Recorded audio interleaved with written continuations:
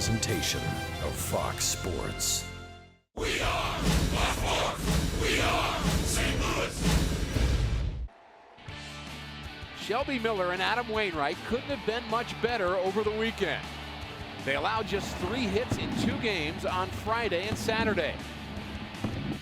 Yesterday, St. Louis struggled against the Rockies, but won the series against Colorado 2-1. Matt Carpenter and company welcome the New York Mets for the first of 4 beginning tonight. Baseball coming up next.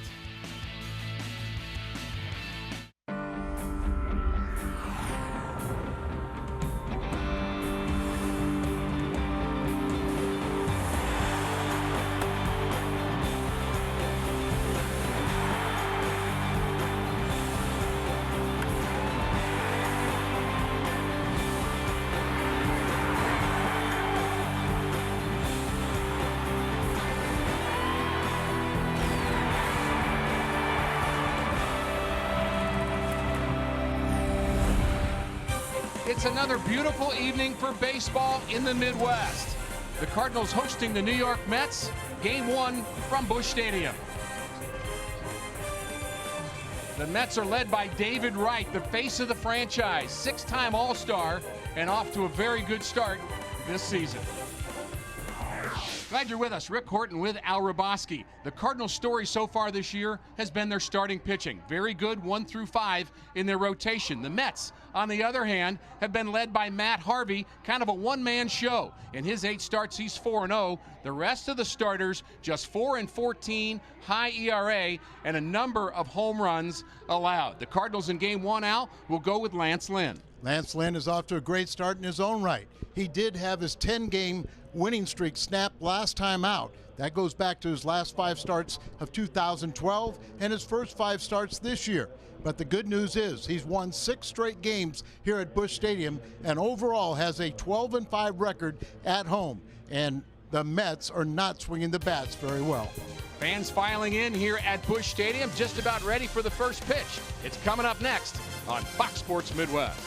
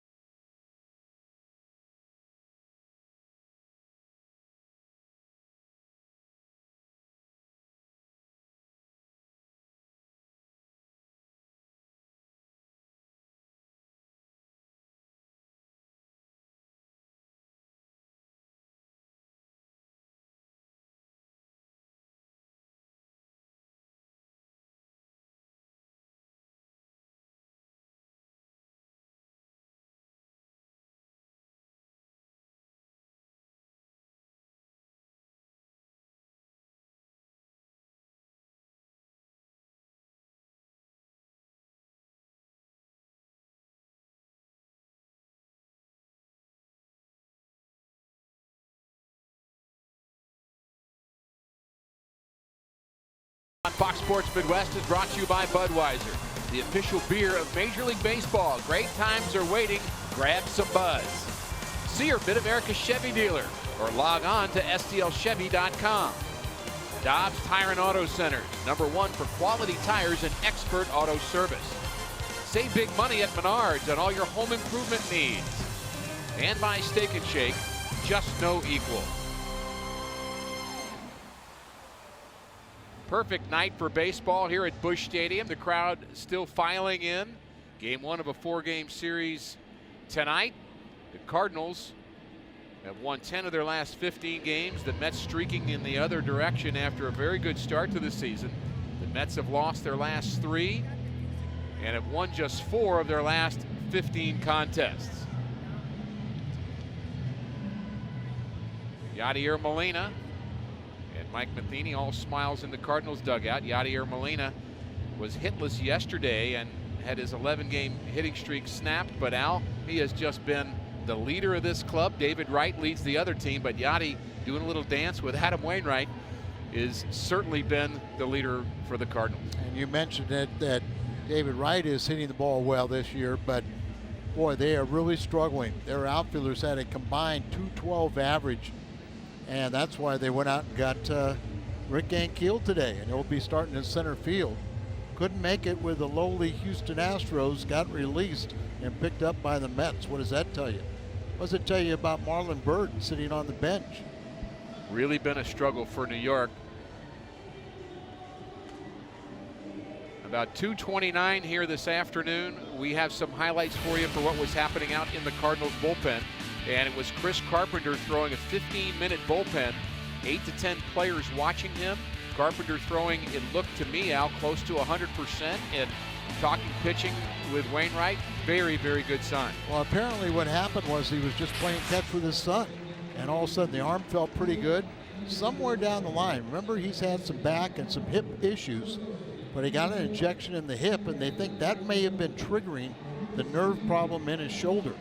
Since they got to take care of that, he's, feeling and throwing pain-free. Adam Wainwright, there's his wonderful moves. I guess this is a new one. I don't remember seeing that. A little King Tut action, I guess. And I guess since Westbrook's on the disabled list, he had to do it with Yachty. I think Yachty was trying to, I got to get my head in this game a little bit.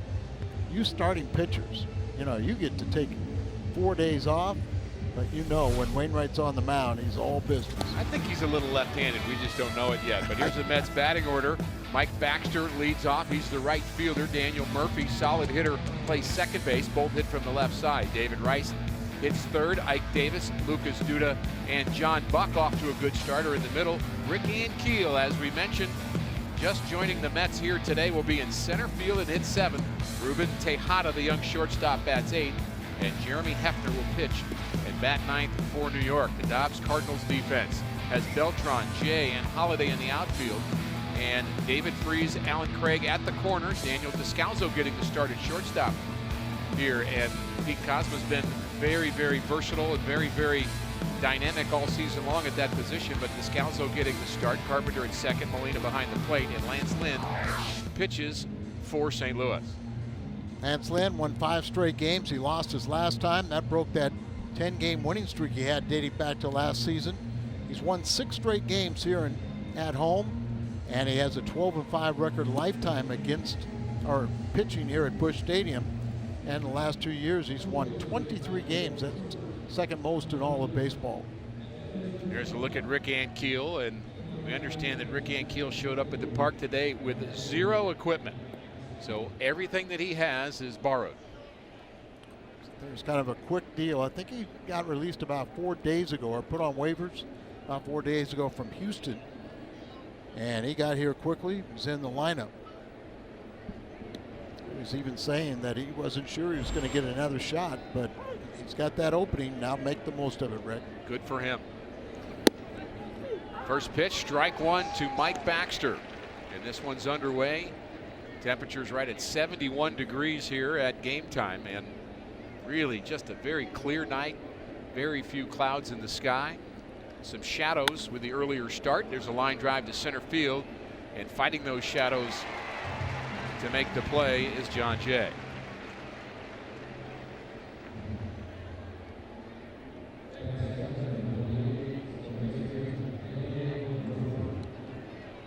Daniel Murphy, like many of his teammates, in a bit of a slump, just 171 in his last 10 games. Career 300 hitter or close to it for the Mets. He had 320 2 years ago. There's a line drive to right. This is trouble. And it's down, cut off by Beltran, and it'll hold him to a single. Murphy had been 130, 7 for 54, 1 RBI his last 14 games. Left-hander, you normally think about a low ball hitter. Set up inside, and that ball kind of in the middle of the plate, 92 miles an hour, right in the middle, and hit on a line, but this time it falls in. You're going to beat the Mets. You want to contain this guy. 297 batting average for David Wright, 5 home runs, 23 RBIs. And a very high on-base percentage, too. He will allow himself to be walked, but when you don't have much else around you in the lineup, I think the Met fans want to see him just swing the bat. Well, but you usually get in bad habits by doing that, expanding the zone, getting yourself out. He is second, tied for second with 25 walks in the National League. Got the high on-base percentage, and all 5 of his home runs this year have come on the road. We had that same conversation about Joey Votto, who likes to walk too, and the thought is, well, maybe you should expand his zone to try to drive in more runs, but you become a different hitter, don't you? Yeah. See those shadows? Probably not as bad as they might look for the hitter, because it's fairly dark there. Sinker misses inside, 2-1. Shade him a little bit to hit towards right field. Indication they may be pitching around him or pitching him outside.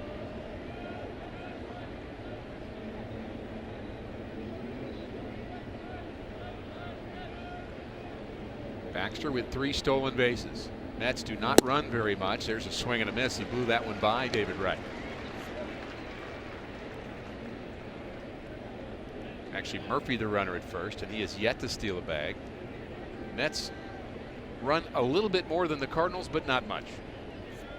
This offense really is station to station, and they have not done a good job, Al, collectively of moving runners over and have a hard time manufacturing runs. Yeah, but the Cardinals have hit so well with runners in scoring position, it hasn't been that well for the Mets.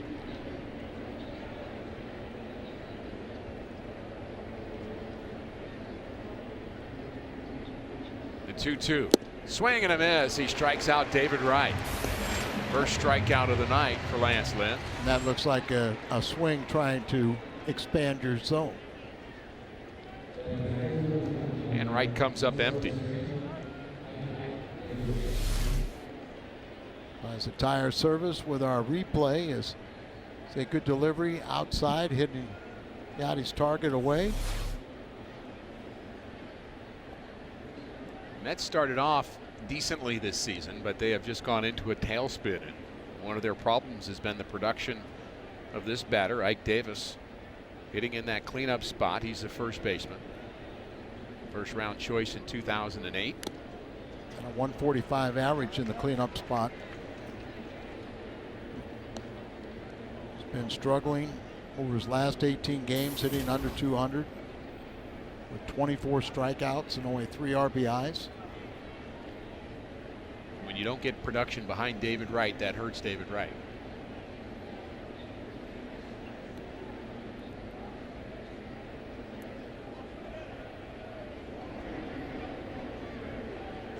Molina sets up outside and he misses that corner. 1-1.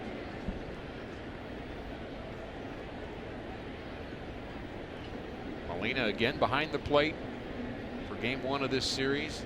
Mike Matheny saying yesterday that there would be a time that we will see Tony Cruz in this series. Wait and see which game that will be. Molina's been an Iron Man. I would think it may be the day game on Thursday. That way you get more hours of rest from Wednesday night to Friday night. Looks a little bit like Jim Edmonds with that stance. Wide stance, way back in the box, almost out of the box. You wonder how he can generate power with that kind of stance. Jimmy did, but Jimmy had his weight further back. Sure did. And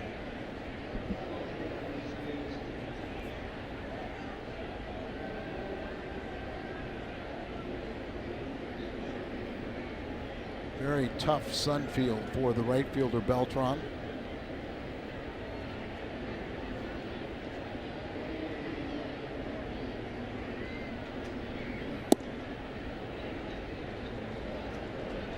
Good pitch there. And behind in the count here, 3-1. Davis does have 4 home runs.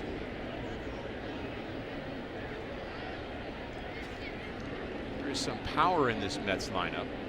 All 4 of his home runs have come in his home ballpark, which they moved in the fences a little bit.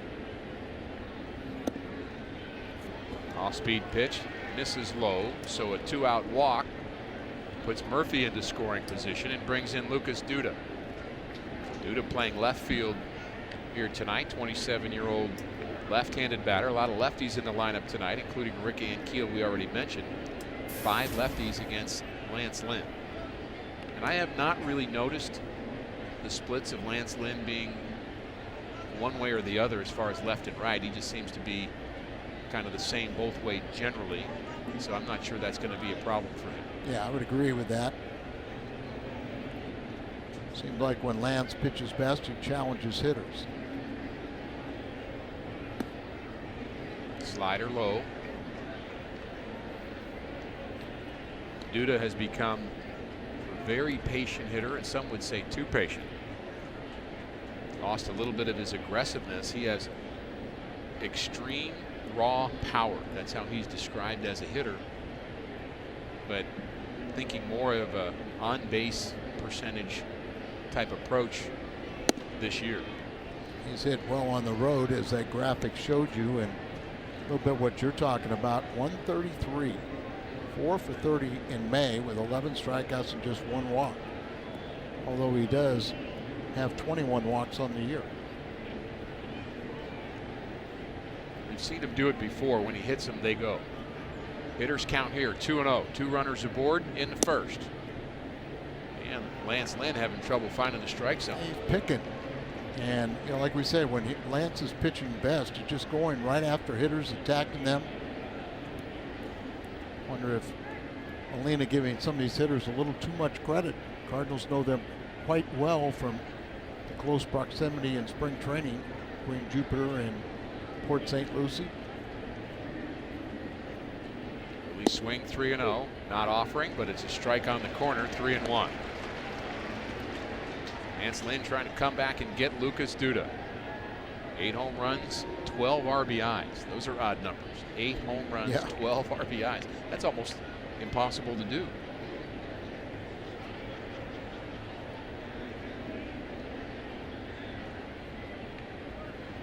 Murphy and Davis the runners. The 3-1. There's a breaking ball right down the middle. Full count, the runners will be moving. Yeah, no stranger to going deep into a count. It's first in the majors, seeing 4.50 pitches per plate appearance.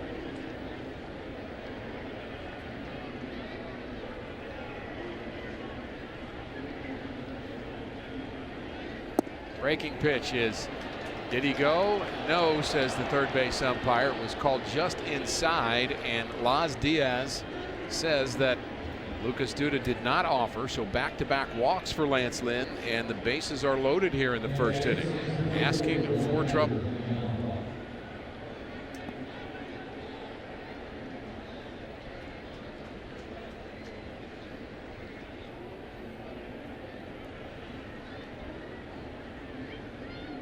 Tim Timmons is our home plate umpire here for game 1. The crew chief is Mike Winters. He's at first base. And a big opportunity here in the first for John Buck. Veteran catcher, has 10 home runs on the season, and the bases are loaded, and he swings at a high fastball a little bit late. Strike 1. John Buck got off to a great start. All the home runs, and now it's kind of just dwindling down. Still has 29 RBIs. All 9 of those 10 came in April. Another swing and a miss. He too has struggled lately. Can't catch up to the high hard one. See, this is what you like to see, but they got John Buck up there, and they're just throwing fastballs by him, fastballs up. But he can lose one. The 0-2. This is low. Good pitcher's spot there. Off the plate, trying to get him to chase.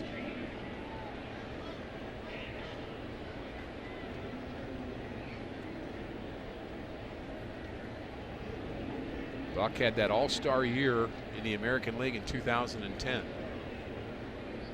Does have power.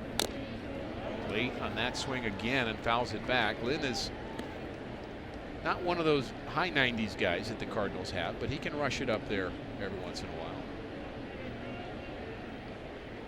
Probably lives as a starter between 92 and 94. There you see the back-to-back shutout twins. How good were they? Oh, man. Outstanding. That was fun to watch. I'm not sure which was more fun to watch. I think Shelby's was. The 1-2. Swing and a miss. He strikes out Buck.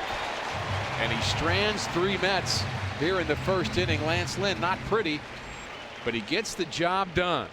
Couple of strikeouts in the inning. This one of Buck, a big one. No score.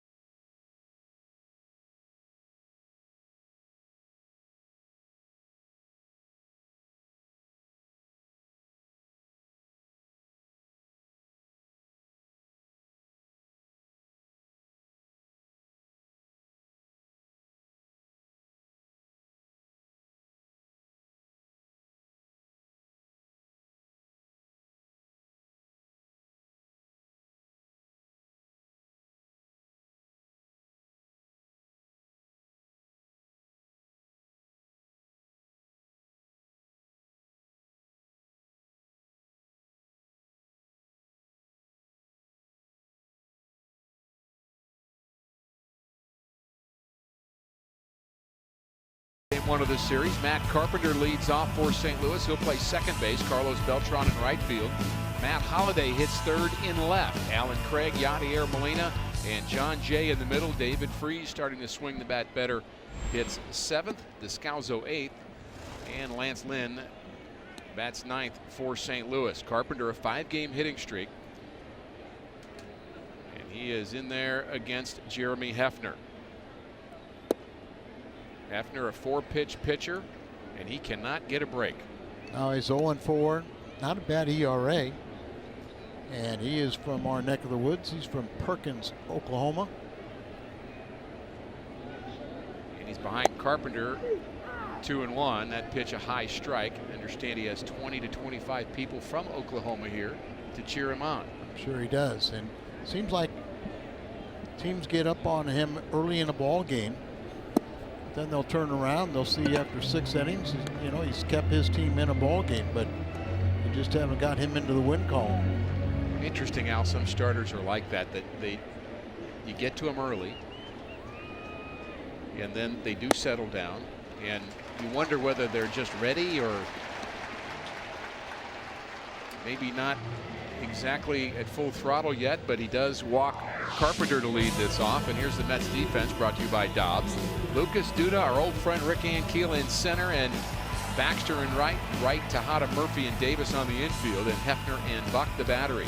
Ankiel signed it just today as a free agent, and he is using Robert Carson's glove, a relief pitcher in center field. No equipment. I wonder why, I just wonder if he was not at home, out of town someplace after being released from Houston. Hard hit. Ankiel on the run, in the gap, and he runs it down.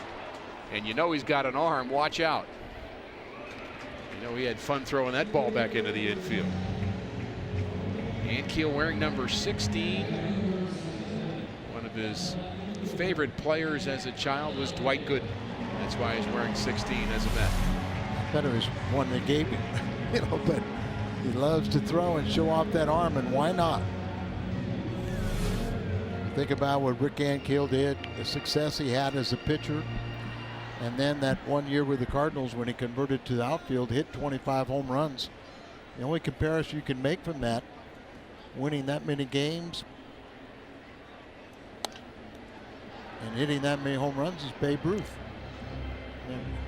A lot of difference in between, that's the only one that really makes a comparison. I think his win is at least 11 wins and 25 home runs. Not a lot of other guys can come close to doing what he did, Al. That's one of the most amazing things I've seen at the ballpark in the last 20 years is what Ankiel was able to do to come back as a hitter. And clearly his career not over yet, playing center field here. Matt Holliday at the plate. I think we've got to put one little disclaimer. I think we all know some guys that were pitchers that were good enough hitters that maybe could have done that, but they didn't have the problem pitching that Rick did. So they stayed pitchers.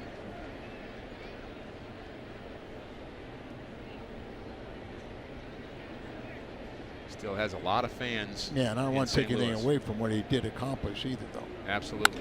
Hard hit, watch out, up the middle. Hefner has to duck that one, and that was scary. A bullet up the middle off the bat of Matt Holliday, and the Cardinals have 2 runners aboard. And I'm glad that he ducked. And I think all those fans of Mr. Hefner are very thankful that this ball misses him also. Right in the middle, and tries to make that sweep. Might have broken his wrist or hand if he would have hit it. But ball through carries in there, and he knew enough to duck. That side view, a really good look, Al, at just how little time the pitcher has to react. Well, the other day I was in the Mo, our general manager's office here at the ballpark, or his suite, and they have a device that determines the velocity the ball coming off the bat. And Matt Holliday is registered as the second fastest all time, hitting the ball 115 miles an hour coming off his bat. Stanton is number 1 in all of baseball at 117. Understandable. Breaking pitch is a strike to Allen Craig. That evens the count at 1. Cardinals very good with runners in scoring position all season long, especially in the early going. 323 as a team. The Mets actually are in the top third in the league, just to show how good the Cardinals have been. Mets are in the top third at 259.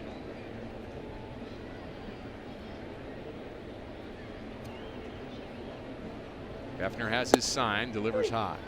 Well, it's a strike. Strike zone seems to be floating a bit for me. You just kind of wonder if the strike zone is going to float for a while, and then you figure out what it is. A little bit up and in, and he gets the call. I'm not even sure I'd want that pitch if I was Jeremy Hefner. You liar. Say, no, I don't want it. The 1-2. Hard hit to left, hooking, and it's fair. Down the line and into the corner. Here comes Carpenter. He'll score. It's a ground rule double. Bounced into the stands. Ground rule double, 1-0 St. Louis.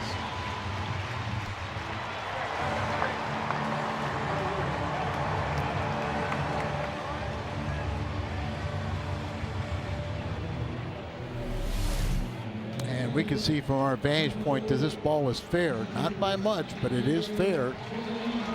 And then it bounces into the stands.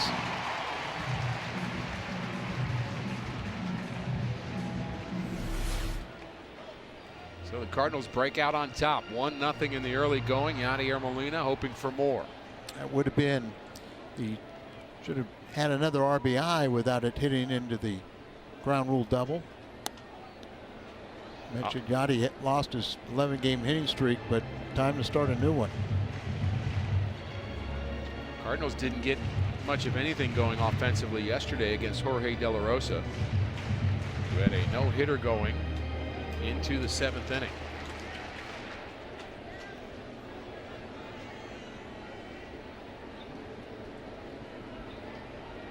Holiday the runner at third. Craig at second. Molina at the plate, and he fouls it off. Our Toyota keys to the game here. The Cardinals in the month of May, on-base percentage is the best in the National League, but they've also left the second most runners on base at 81. So the ability to drive them in, not quite as good as it was in the first month of the season. Although you get that many guys on base, you're going to strand some. You have to. I'd rather have the opportunities and take my chances, especially when you're hitting, you know, as well as this team is, 323 with runners in scoring position. So, interesting thing, Ricky, is Hefner, he has really settled down, you know, when he gets 2 outs. Opponents are hitting 0-57 with 4 walks and 4 strikeouts when they have 2 outs against Hefner this season. A lot of talking into the gloves going on there on the mound, wondering if they're changing the signs. Yadi, like the rest of his teammates, has been very good with runners in scoring position. 389, including 15 RBIs. Hoping to add to that number. The 0-2.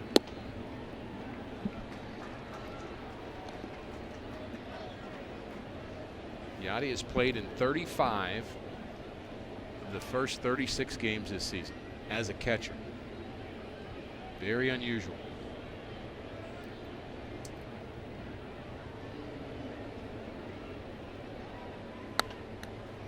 Fights that one off. Seems like Hefner living awful high in the strike zone, which is going to be trouble. Really not an overpowering guy either, Al. He's a fastball, sinker, slider, changeup guy, kind of a normal guy that doesn't really get it up in the mid-90s. That's why I'm saying it could be a lot of trouble for him if he continues to get that ball up. Breaking pitch, hung a bit. Yadi fouls it off. See Buck just trying to get him to get the ball down. His fastball's been up a little bit, and as you said, he doesn't have the velocity to do that at this level.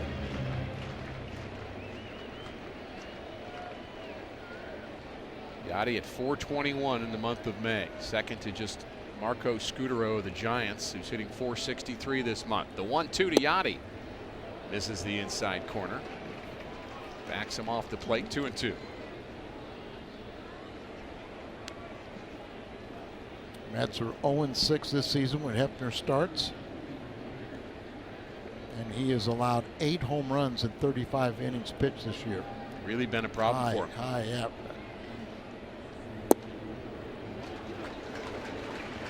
So he had Yadi 0-2 and asked to talk to the catcher, and they had a little conference and put all their gloves over their mouths and talked about things, and now it's 3-2. Sometimes I wonder whether that throws a pitcher off, gets you thinking about the wrong thing. Yeah.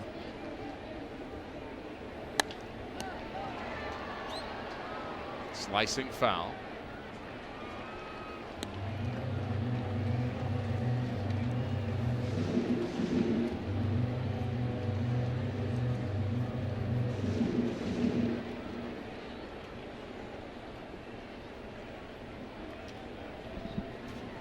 Mike Matheny, 42-year-old manager for the Cardinals, his second season at that position, and he likes what he sees so far.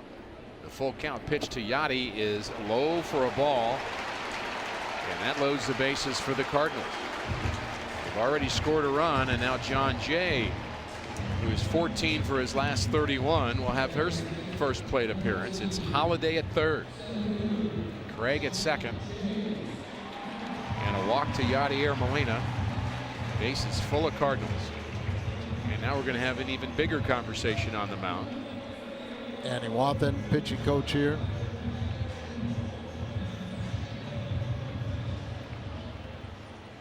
And the whole infield joins him. I'm sure he's telling them that, you know, you're just, by walking people, you're just asking for trouble. Right-handers batters were only hitting 171 against him.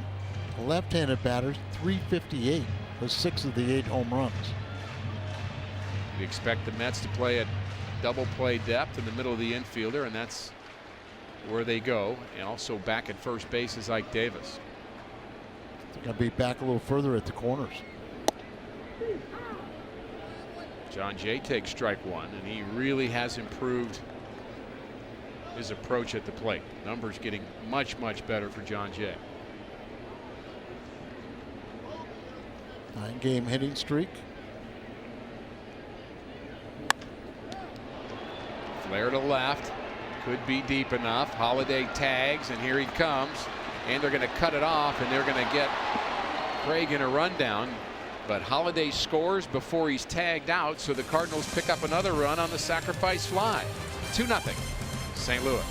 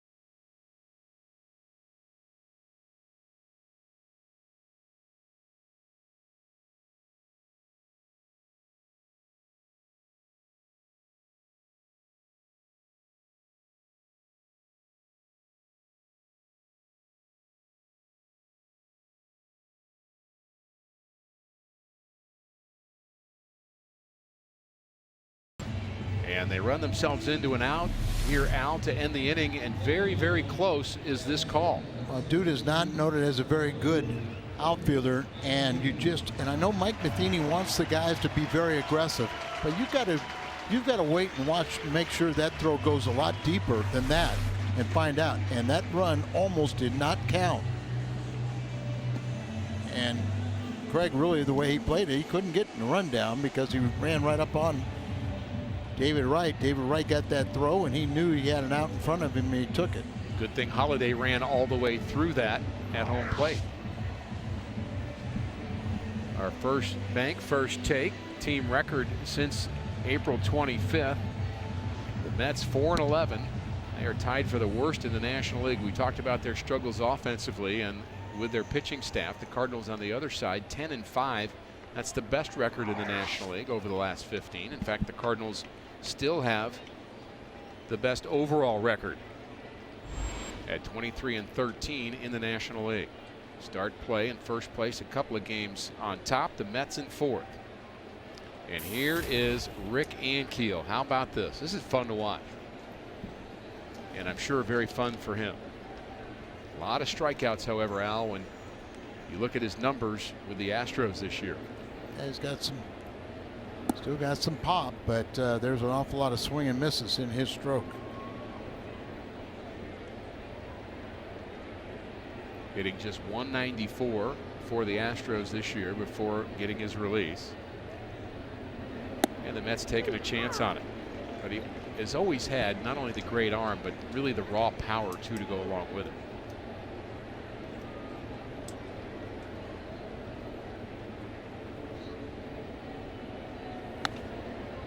Jammed. He fouls that one off. And remember, Walt Jocketty, during his tenure here, was asked, who is your best power hitting prospect in the minor leagues?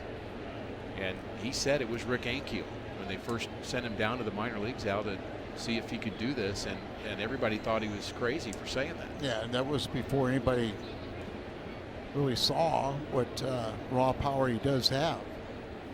And I can remember what a difference in the minor league farm system, because in a sense you kind of said, well, that's a pretty good indictment against your minor league system. That you have a guy that big league pitcher, he turns to hitting and he's your #1 power source. But we've seen now the Cardinals minor league system is a lot deeper than it was back then. No question. 2-2 the count to Ankiel. Also deep in the box. Wide stance. Familiar stance.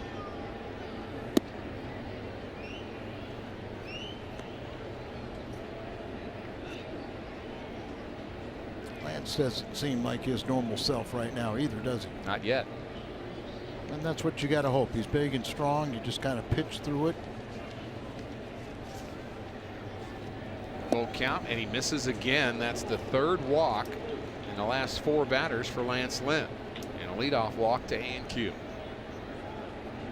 Seemed like the couple days off really helped Shelby Miller and Adam Wainwright. Is it having a negative effect on Lance Lynn? Good question. Lynn lost that last outing in Chicago to Travis Wood, though he pitched very well in that game. 2-1 game. So, I mean, he could have been the winner in that one very easily. 2-run home run to Nate Shearholtz. Made him a loser, but 8 strikeouts against just 1 walk in that game. I guess he would be pitching with only 1 day extra rest. Ruben Tejada, young infielder, swinging at the first pitch. Offs it into right field. Beltran makes the play.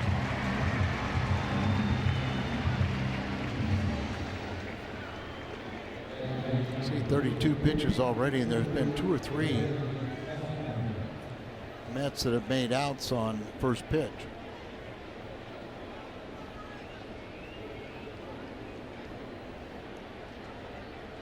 A couple of schools of thought on that, Al, as Jeremy Hefner, who's not a very good hitting pitcher.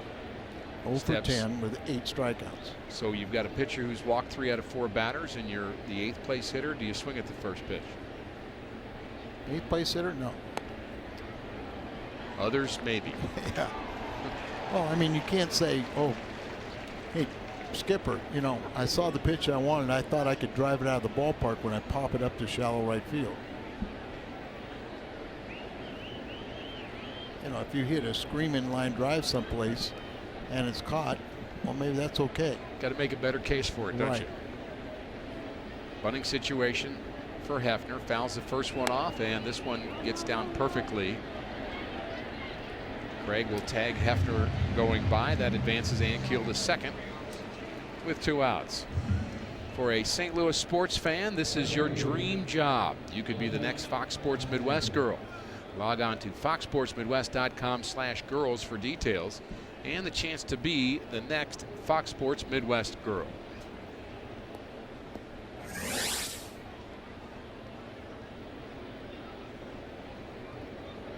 Back to the top of the order, and Mike Baxter. He flew out in the first, and Baxter, what I think of most when I think of Baxter, I think of him getting hurt, making a great play for Johan Santana in his no-hit game against the Cardinals in New York. He made a diving play, saved a hit, ran into the wall, and went on the disabled list.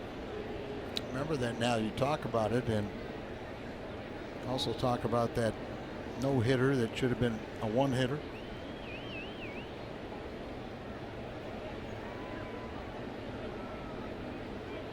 That was the first in Mets history. All the great pitchers that they've had over the years. Gooden, Seaver, Kuzma. Just so odd that they never had a no-hitter. Who did you like? Do you like Kuzma or Matlack? I like Kuzma and John Matlack. Both of them are good pitchers, but Kuzma were a little bit more like you. He threw a lot harder. And a chance. Who didn't? Thanks for reminding me, Al. 2-1 to Baxter.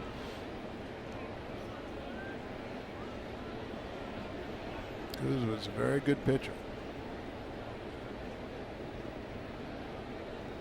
And when you think of Mets, you have to think about some of the rivalries from the 80s as well, when both the Cardinals and the Mets were in the same division at the time. The 2-1. You know, I was in the pregame show. We showed a lot of video and had some commentary where guys were saying, I just didn't like that team over there. Strawberry and Darlene were sitting there saying, we hated red. We didn't like the Clydesdales. We didn't like, you know, Ozzie was saying, yeah, those guys over there, they every time they'd pop off and say something dumb. Another walk.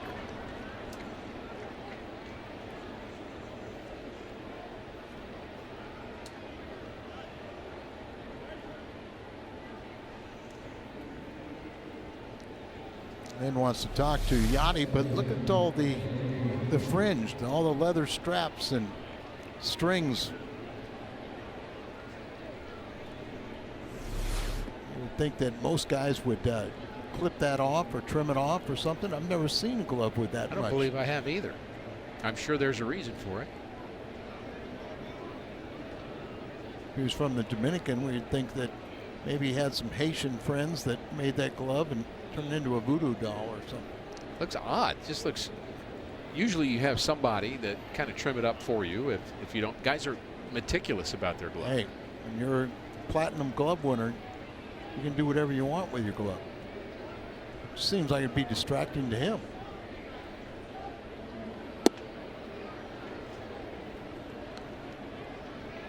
It's gonna be one of these games. If Lance Lynn can't find the strike zone, he's not going to be in there for long. 40 pitches already for Lance Lynn, and he's behind Daniel Murphy. Pretty good pop from the left side, and there's a strike.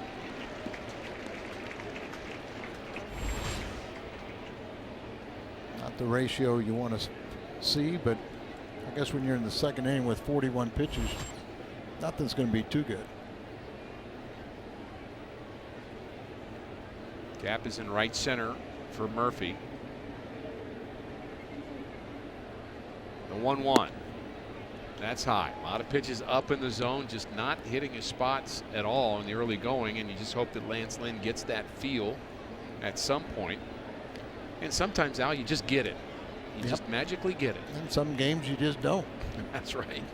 But making an adjustment. You know that you keep on working on it.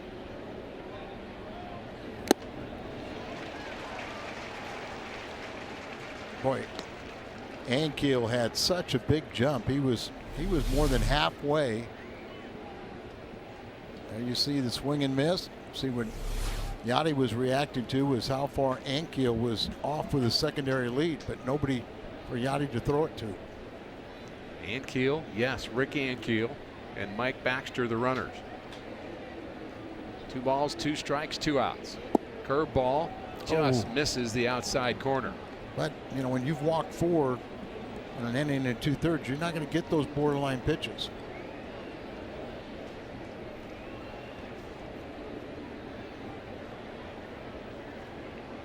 Lynn came up with a pitch with the bases loaded and 2 outs in the first. 2 runners aboard here in the second. They'll be off with the pitch. The 3-2 breaking pitch, bounce to the right side. Craig can't get to it in time as it bounces foul.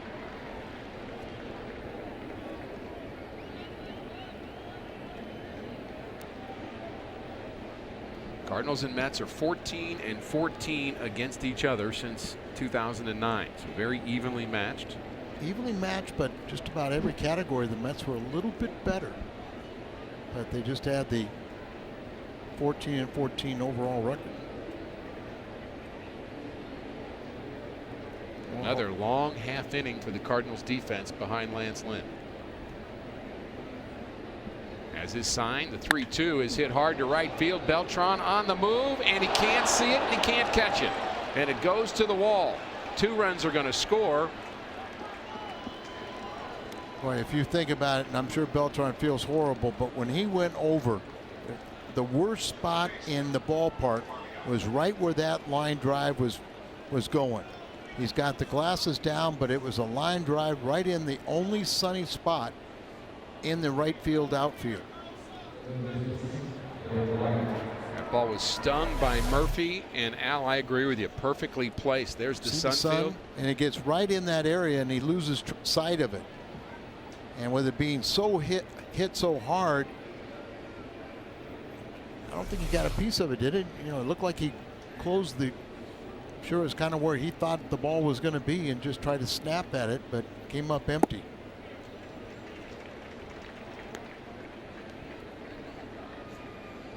The Mets have tied at 2-2 here in the second inning, and Lance Lynn maybe doesn't get a break on that ball that could have been caught, but really has himself to blame with the 2 walks this inning.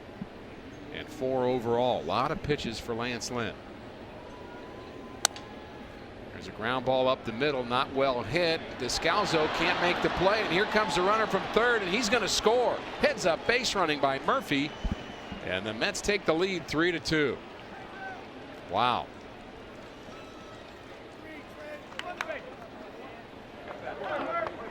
Going to be a base hit, and Derek Lilliquist will come out and talk. And RBI, you really can't put an error on this ball. It's just heads up running. Comes in here. It's a do or die play for Daniel. It gets underneath his glove. It stays down on him. And Murphy never hesitated going around third base. So he goes flying around third base. It's all one continuous play. And he looks there right there and comes on home. So it's a base hit and RBI for David Wright. And a third run crosses the plate this inning. Sloppy start so far for Lance Lynn. 48 pitches already, and only half of them strikes. And we talk about a pitcher's ability to make an adjustment, Al, and kind of get it as quickly as you can and get back on track. So far, that's eluding Lance Lynn. No doubt.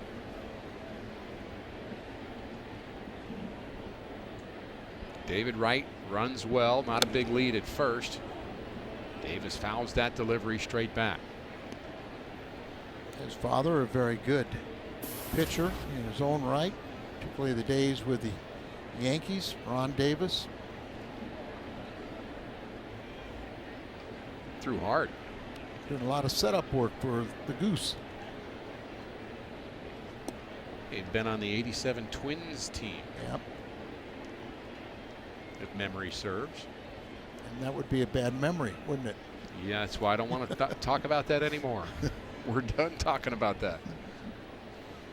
1-1 to Ike Davis. Again, short lead for David Wright. Hands on his knees. He's going to let Ike Davis swing away, and he misses that pitch up and in.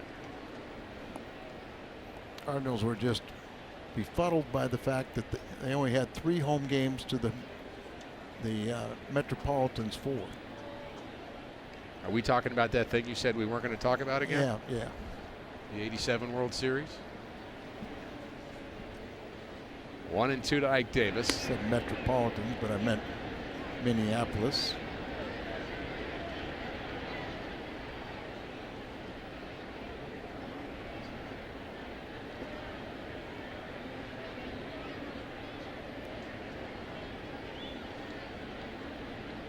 Lynn is set, and the pitch. Off-speed pitch low. And we're seeing a fair number of off-speed pitches from Lance Lynn. I think too many. Maybe so. But I also not seeing the location with the fastball either. So now he's trying to find something. In Shelby Miller's game, when he threw his shutout, he was missing high to the first 2 hitters. If you can think back that far, and then he made a quick adjustment and was just perfect after that. And that adjustment still eluding Lance Lynn as he misses high to Davis. Another full count. Like 53 pitches into the game, you should have your mechanics down. You should feel comfortable with the mound. And you know he's trying to make an adjustment. Oh, no doubt. Doing everything he can mentally to get back on track. And there's a hard hit ball to center. John Jay has it in his sights. And the Mets are retired in the second. Some decisions down the road for Mike Matheny as his team trails 3-2.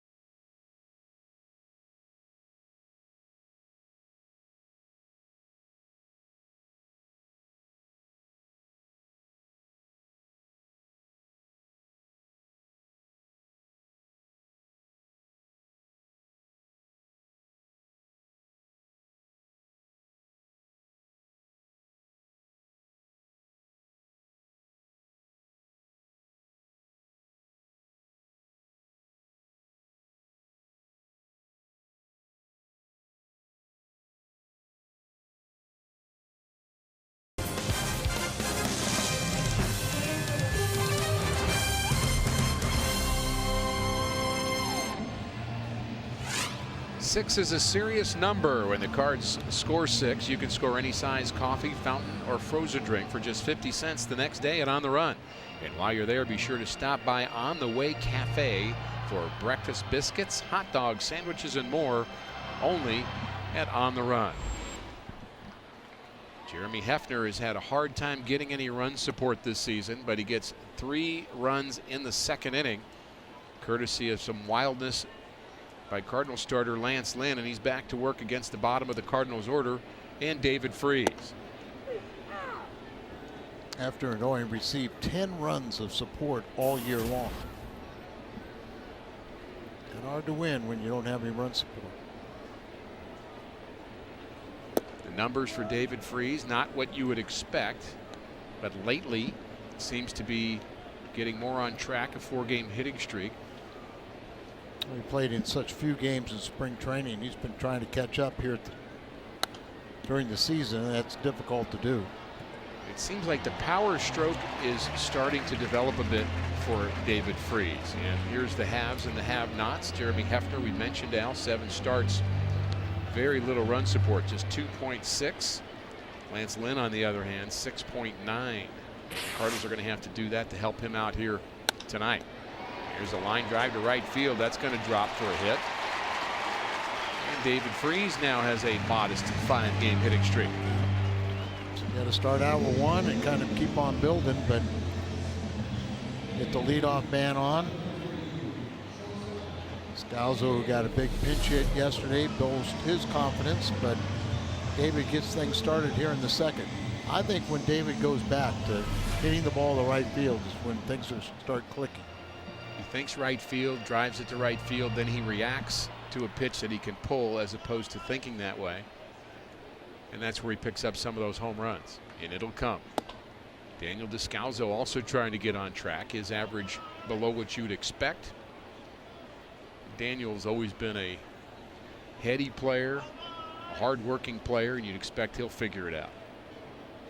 He had to figure it out late last season. He swung the bat well in spring. Sure did. Then the start of the season, and I thought his comments were right on in the fact that goes, you know, I'm a team player and I can't ask for time when I haven't been fielding well, I'm not hitting well, and the other guys are doing the job, and I'm supportive of them. Ground ball right side, base hit through the hole. Freese is thinking about third. There he goes. And Cardinals with runners at the corners to start the second, trying to get those runs back. 3-run top of the second inning against Lance Lynn, and he will bat with 2 runners aboard.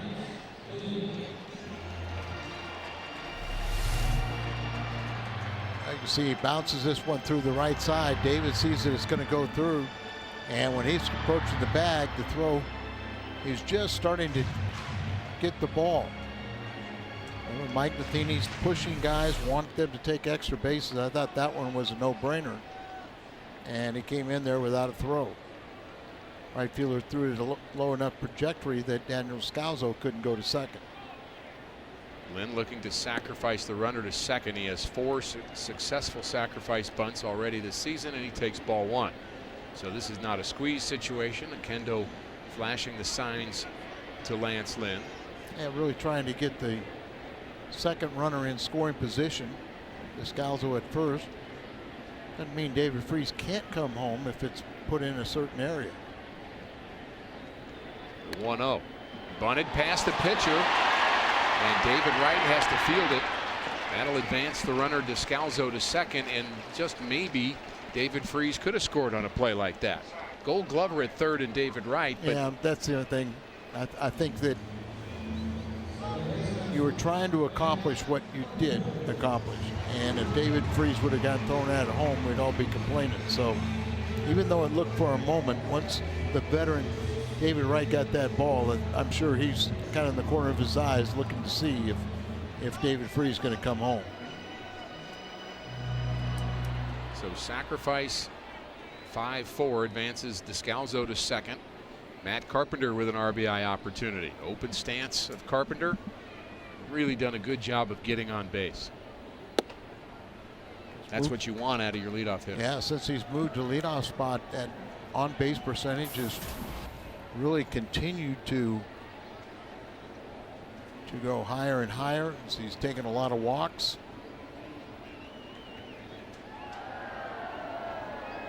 Infield back for the Mets. There's a line drive, base hit to left, past the shortstop. Freese will score. Descalzo stops at third, and the Cardinals showing some offense here in the second inning. RBI base hit for Carpenter.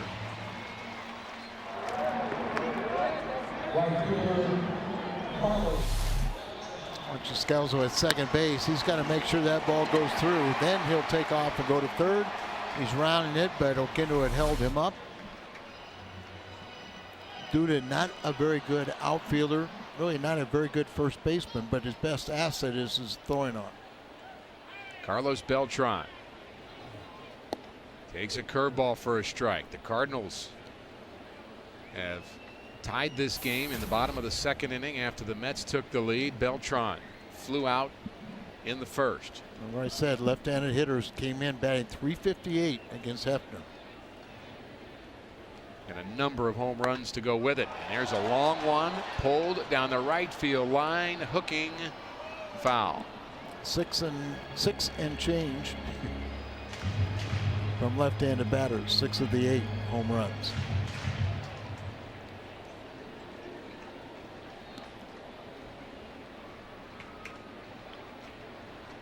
Beltran 343 career home runs.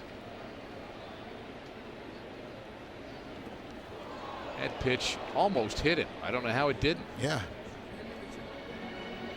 Here's the numbers you were talking about earlier, Al. The first 3 innings of the game, high ERA, and then he settles down a bit after that. Yeah, I mean, he'll give up he'll give up his 3 or whatever, how many early in a ball game, then all of a sudden after 6 innings you look at say, well, that's all he gave up. It's what he did in the first 3 innings. Like to keep on punishing the ball. Carlos Beltran looks so comfortable in the box from the left side. Uncomfortable swing there. Fouls it at the plate. Don't see that kind of swing very often from Carlos. It's funny because, like you say, he's so graceful and elegant in everything that Beltran does, and then you see a swing like that where he looks like he's chopping wood.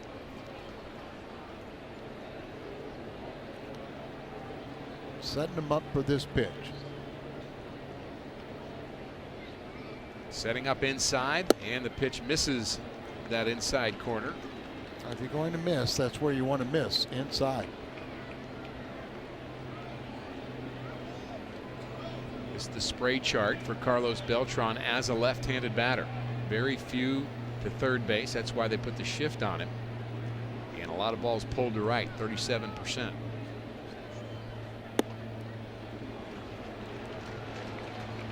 And that spray chart is something, Al, that teams will study. It used to be done by hand, but now it's done electronically, and they know the tendencies of all hitters. And that's part of the reason David Wright way off the bag at third. And a ball outside and another walk. That'll load the bases for Matt Holliday, and now it's Hefner's turn to ask for trouble. Descalzo, Carpenter, Beltran.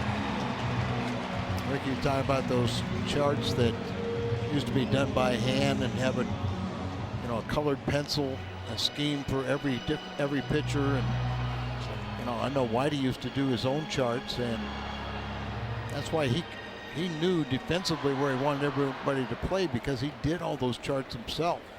Said it didn't take that much time for him. Big swing by Holliday, comes up empty. 0-1 to Matt, who singled and scored in the first inning. Big RBI opportunity for him here. Holliday with 21 RBIs on the season. Holliday, with the help of his mother, doing more good work in the community, getting awareness of colon cancer.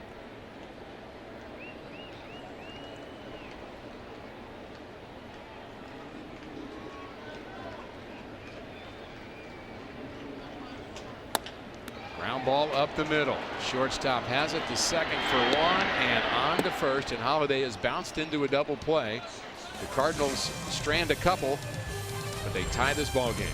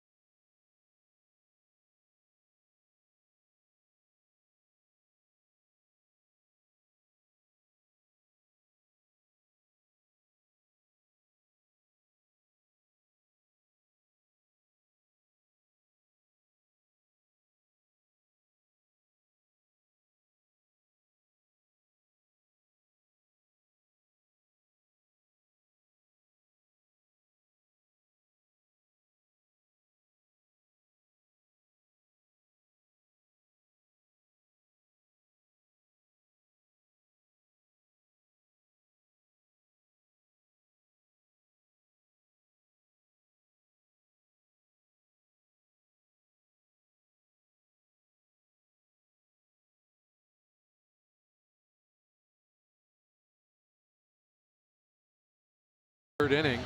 A slow game so far. Both pitchers struggling to throw strikes. MLB.TV celebrating 11 years with new low yearly prices. Watch every out-of-market game live on over 350 supported mobile and connected devices in HD quality with MLB.TV Premium. Visit MLB.TV today. MLB.TV. Baseball everywhere. Lance Lynn has labored through the first 2 innings of this game, allowing 3 hits. The problem, however, the 4 walks. He has had a hard time keeping the ball down. A couple of birthdays to tell you about.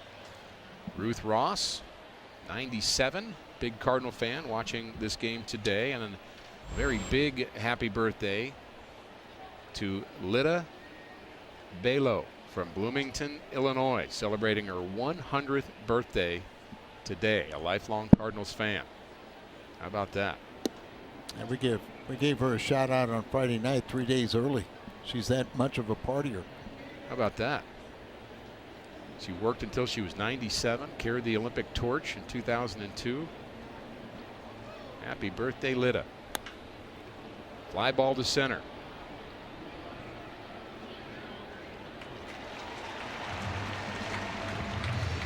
Jim Hayes along with us today. Of course, we have him on the pre and the post game. But Jim, you have some news on Rick Ankiel here in a Met uniform tonight. Yeah, he arrived at the ballpark just prior to the Mets taking BP, as you guys mentioned. No equipment. It didn't arrive, so he borrowed John Buck's bat, Scott Rice's glove. He doesn't know whose spikes he was wearing. And he said after he was released by Houston, he wasn't sure he would get another opportunity. Obviously, he's happy to have this one. Ironic is how he described this new opportunity starting here in St. Louis. He says he's still got a lot of friends here, and he looked forward to catching up with some guys. And he's such a talent, guys. Jim, I'm sure he's thankful for this opportunity. And I'm also assuming he knows what New York is like to play in. Yeah, he really just wants to play. He felt bad about the way things were going in Houston. He realizes at the plate he hadn't found his consistency. Says the power was there, but he felt like maybe he got a quick hook in Houston because it was early in the season. But he thinks in New York, and he knows it's the biggest stage, maybe he'll get a shot to get things going. Thanks, Jim. Al, we've talked about this Met outfield really struggling. Really, every one of the outfielders that they put out there have struggled. They're just looking for anybody to get some production. Yeah, it just, I was told that their outfield collectively were hitting 212. And you think about Marlon Byrd, the veteran who was sitting on the bench. Some of the guys that, it's a great opportunity for Ankiel, but wow, another walk. That pitch not even close to John Buck. Walk number 5 for Lance Lynn, and this is getting to the point for Mike Matheny and Derek Lilliquist where they're going to have to start thinking about number of pitches and how far can they go with Lance Lynn. Well, 4 is 3-3, but you can't go forever with him, and you're going to have to get some innings in your bullpen. And I think they got arms down there that are ready and wanting to get in this game, but I think Mike Matheny and Derek Lilliquist want to get at least 5 innings out of Lance.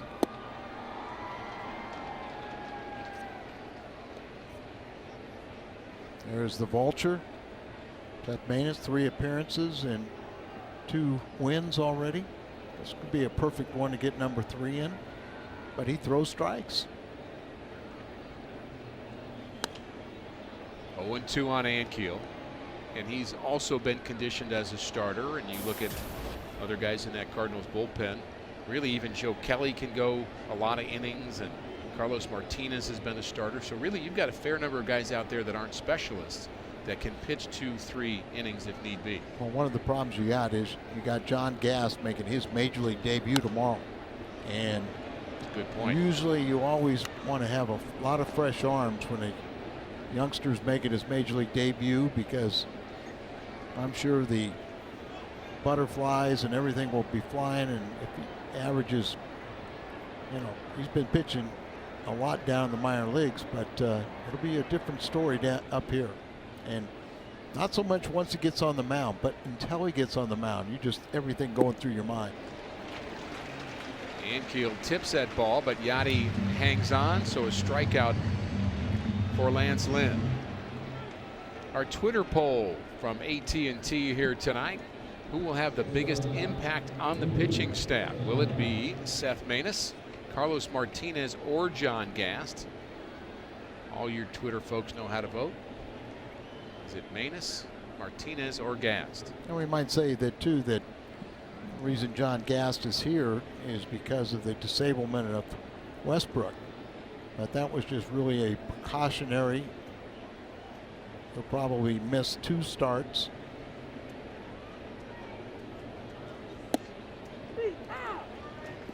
Jake was very forthcoming in his post-game sound last night talking about that. And he said, look, I've had a sore arm here basically since spring training. I've had some feeling, but that comes with being older and it comes with pitching. So it just got to the point where it's too much, but it really isn't something to worry about. So he was very open about it.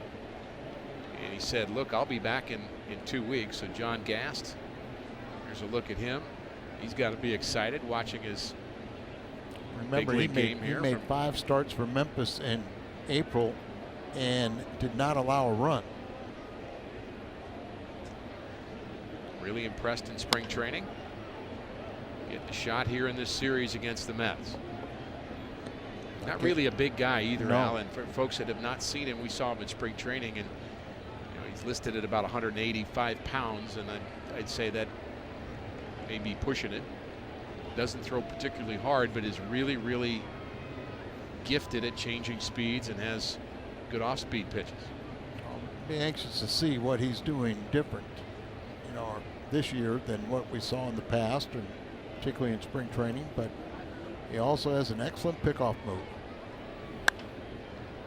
Fly ball to right. Beltran has it. That'll do it for the Mets in the top of the 3rd. Fairly good inning for Lance Lynn. Much better.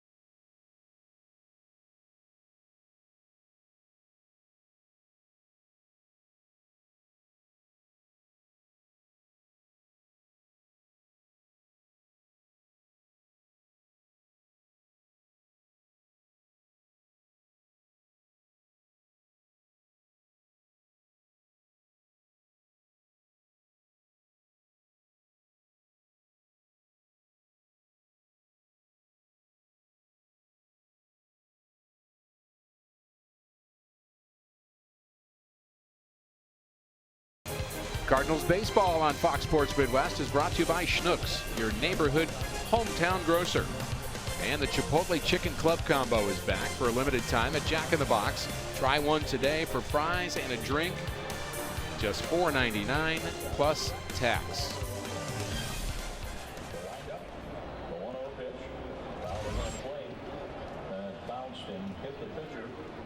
Busch Stadium. Love the statues, the history of this organization.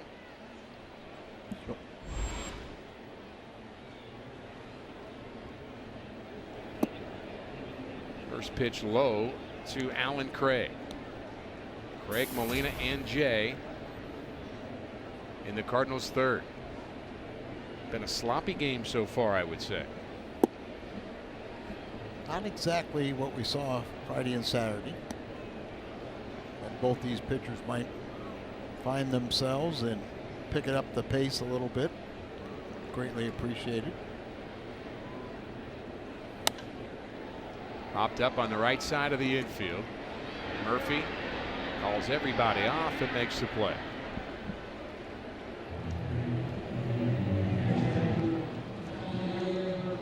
Jeremy Hefner, 0-4 on the season.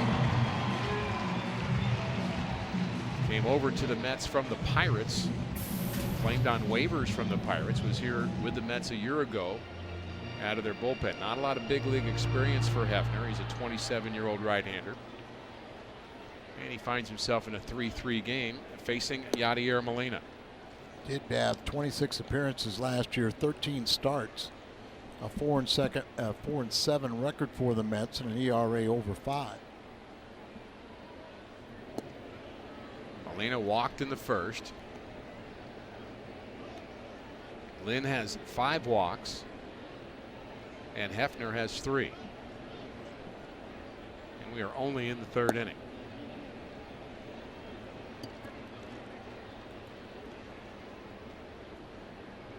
And 3-0 on Molina.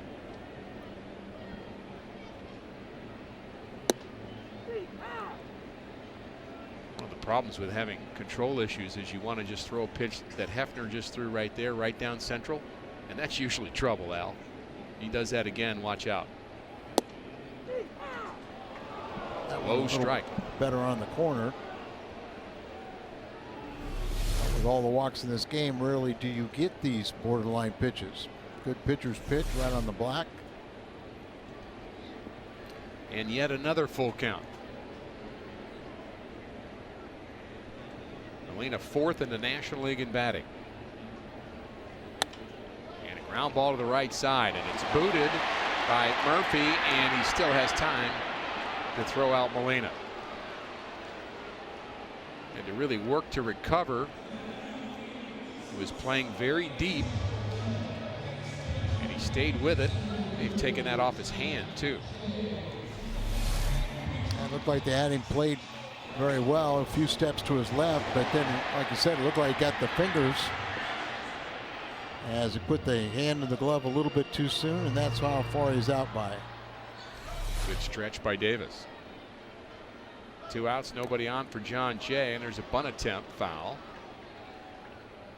Jay had a sacrifice fly in that Cardinal first inning, which ended with Alan Craig being tagged out between second and third. And in retrospect, you'd like to say what might have happened had David Freese been able to get an opportunity to hit in that first inning.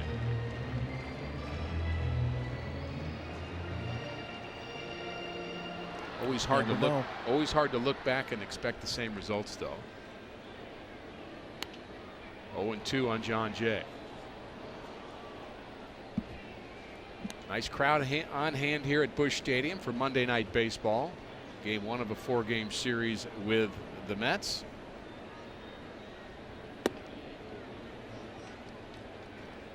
And the homestand concludes with a series against the Milwaukee Brewers. Cardinals took 2 out of 3 from the Rockies. 2 outstanding ball games. Shelby Miller and Adam Wainwright. De La Rosa wasn't as good, but still another no-hitter was intact until late in the ball game before Freese broke it up. In the 8th wasn't. Like it's a little more dramatic when it's the Cardinal pitcher. Exactly. We remember the details better. It was 2 outs in the 7th inning when David Freese hit a ball off the first baseman's glove. And John Jay followed with a double.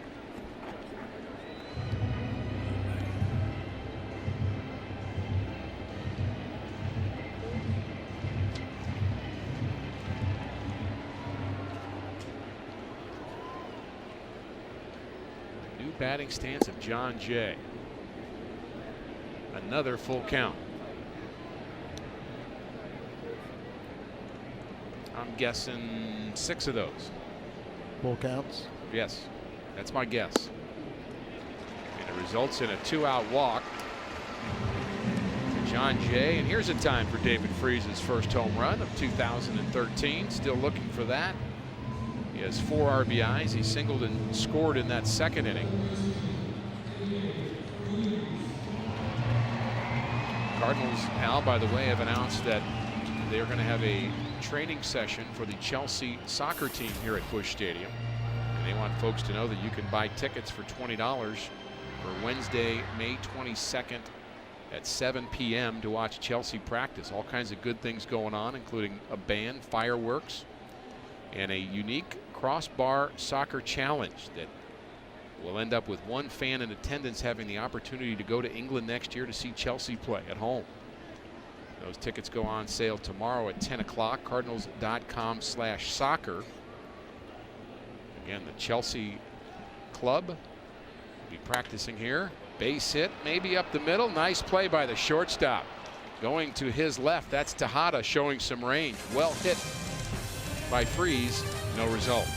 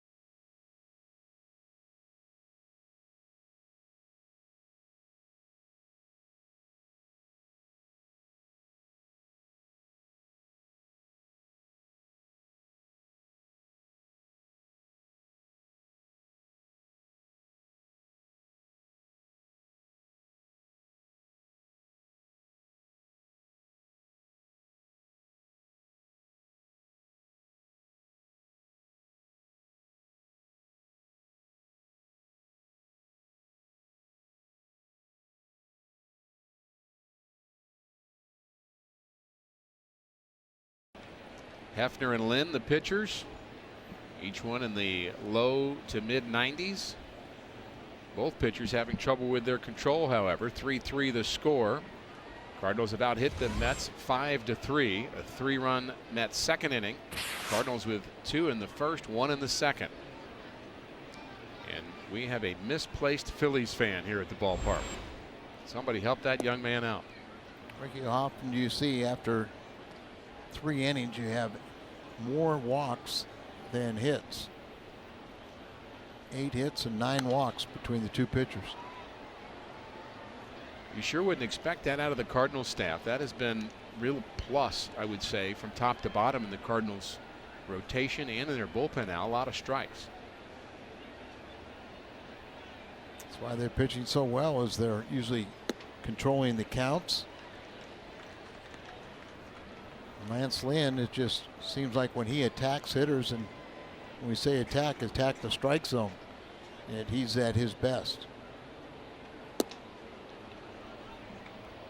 Tries to attack that outside corner and just misses it. 2-2. Facing Hefner, then the top of the order for the Mets.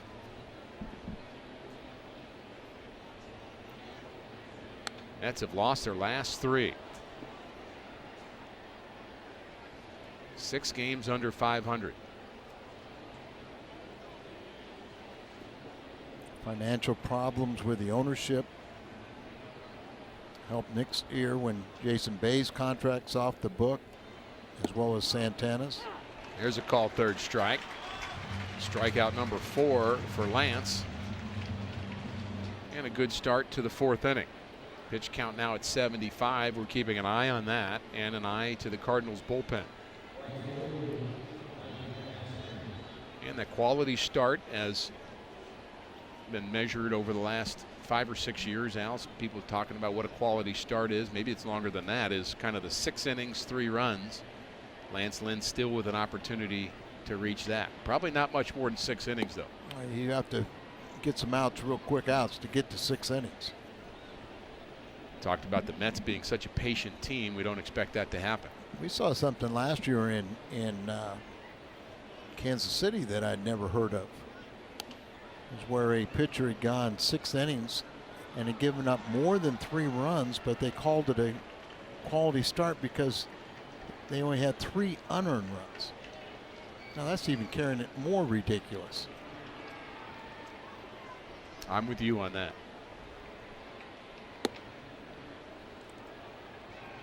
The quality start came about as an arbitration number.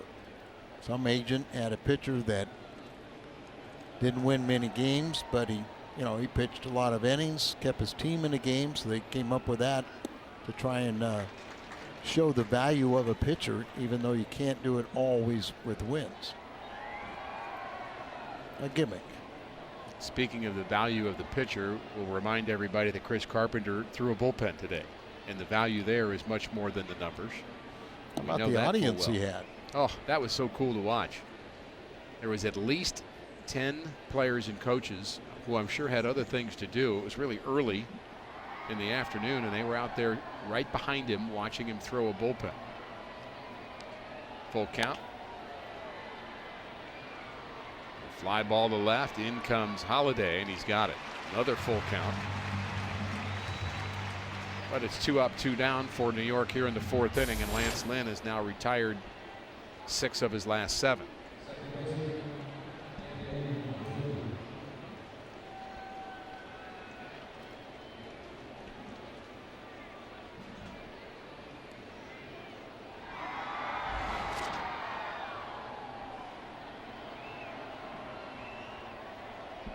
Daniel Murphy 2 for 2. And he lines this one down the right field line into the seats, so he's seeing the ball very well against Lance Lynn. Mentioned Murphy hit 320 2 years ago and almost 300 last year.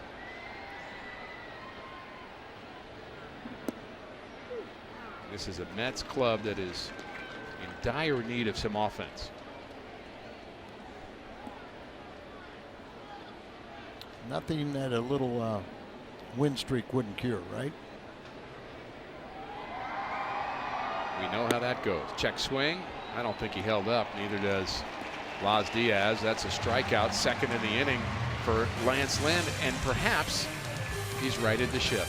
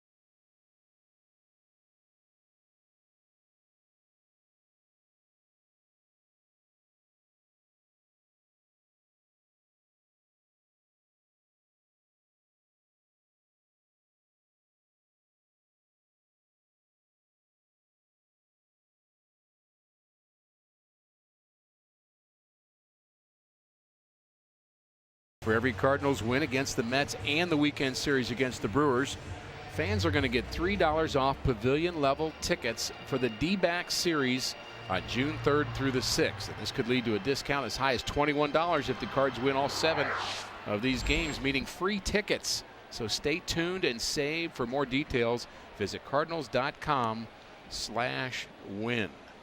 And I've been told, Al, that the Cardinals in this particular promo, the Cards win, you save promo, the Cardinals have gone 16-5 when we do this promo, which means a lot of cheap tickets available for that Diamondback series, again June 3rd through the 6th.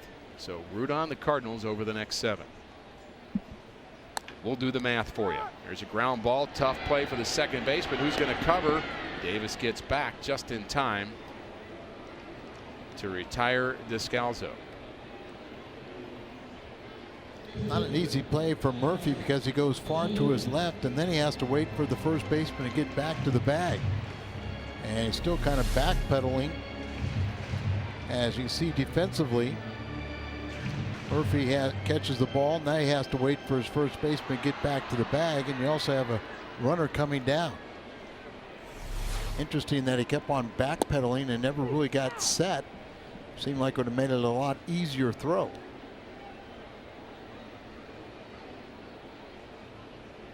Murphy gets the job done. 1 out for the Cardinals here in the 4th inning. Lance Lynn had a sacrifice bunt in the 2nd, his 5th of the season. And the Cardinal pitching staff's done a nice job of getting their bunts down. That was a conversation that we had quite a bit a year ago, Al. The Cardinal pitchers, really the entire team, struggling.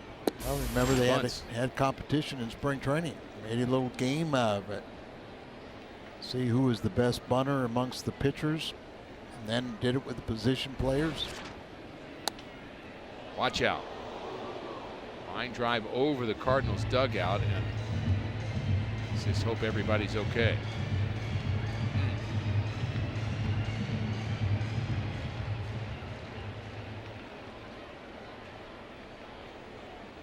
Very late swing by Lance Lynn, and boy, you just don't like to see that.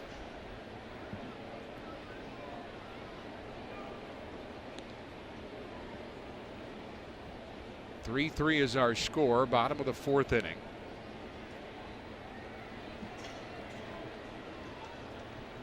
Cardinals can turn this into a pretty nice homestand. Another foul ball. The Brewers not playing well, Al. The Mets not playing well. You've taken 2 out of 3 against the Rockies. You just have to keep that gas pedal down, don't you? You sure do.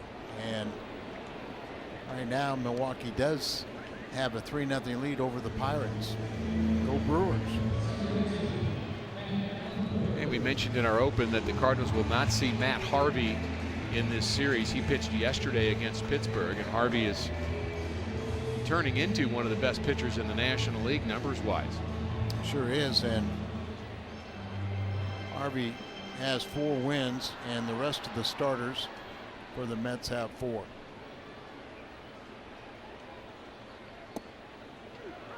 Curveball, strike 1 to Carpenter, walked and singled. Driven in a run and scored a run. When your closer has as many wins as 4/5 of your starting rotation, doesn't speak well for you, does it? He has wins, but not many saves. Not many opportunities. Mets as a bullpen, and that's been a problem for Terry Collins in his 3rd year as the manager for the Mets. The bullpen only with 4 total saves on May 13th. Collins managed with the Astros, the Angels, and now the Mets. And a lot of work for him and the general manager, Sandy Alderson, to do. You know, I was going to say that Terry Collins bad tell a story with 2 outs, but I noticed one time that after he was fired from Houston and went to the Angels, they said he interviews really well, and we'll talk about that. Oh. It is a strike 3 call on Matt Carpenter. We'll tell you more about Terry Collins when we come back.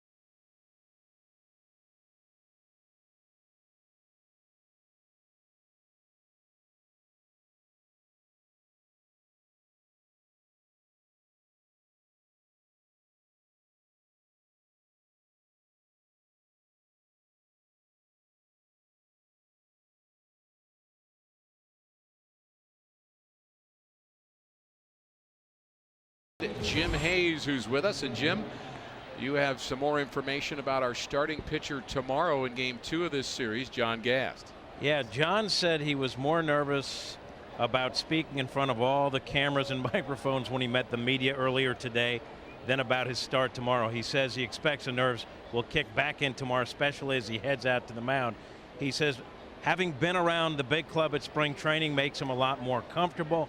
Mike Matheny says his advice for any young pitcher thrown into the fire like Gas, keep it simple and listen to Yachty, guys. That's pretty good advice, Jim, and I suspect that you will be in charge of making him comfortable in front of the camera, as you've done with so many players before him. Well, it's my interview technique, as you know, Ricky. It makes everybody comfortable except the audience at home. Well, you make Al and I comfortable. That's all that really matters. Is Al comfortable right now? He looks very comfortable. All right. Not behind me, is he? No, he's not. You like the advice about trusting Yachty, I would assume. Absolutely. Absolutely. Makes things as simple as possible. Middle of the order for the Mets.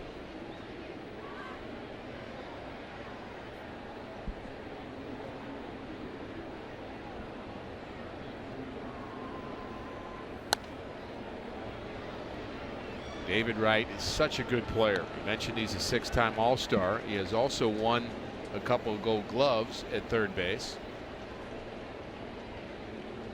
And is very consistent with his power numbers, RBIs. They love him in New York.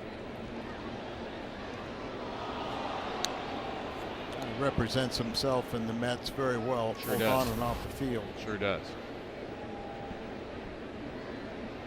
Seems to me that's become more and more important, Al, as the game has become more TV centric, and all of what we can read on the internet and Twitter, how you represent your club. That ball hit well to right, but Beltran makes the play.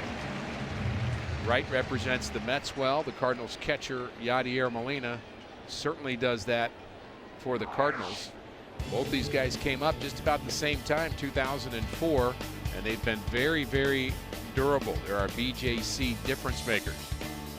You see the 6-time All-Star, 4-time. They both ranked the most games at their exclusive position, and just both of them in the summer of 2004. I was telling you about Terry Collins, and I read where he interviewed very well. And I posed this question to one of your good friends, one of your former managers from the minor leagues and the big leagues. I forgot Jim Fregosi. Jim Fregosi. I said, Jim, what is interview well? Watch out, that bat went right past Lance Lynn. It's a foul ball, but Lynn had to avoid getting hit by part of that bat. And of course, Fregosi said, I'll tell you about interviewing well. I interviewed for the job in Toronto. And I went up there and they set me down, and this guy says, I want to ask you a few questions. Said he was a psychologist. He said, I want to ask you a few questions. Jim goes, how long you been in the game? Oh, I've been in 3 years. He goes, well, I've been in 45 years. Don't you think I should be asking you questions? Or, so that would categorize as the a interview. That's the bad interview. That's a bad one. But it's our buddy Fregosi. Oh boy, he's the best. Jay has that one. Show off your Cardinals spirit and style with a cap with the new Cardinals alternate logo, courtesy of U.S. Cellular, the official wireless provider of the St. Louis Cardinals. 25,000 fans ages 16 and older will receive the adult cap on Friday, May 17th. The Cardinals and the Brewers will play that night. Visit cardinals.com/promotions. So Lance Lynn on a roll. Tied 7 in a row.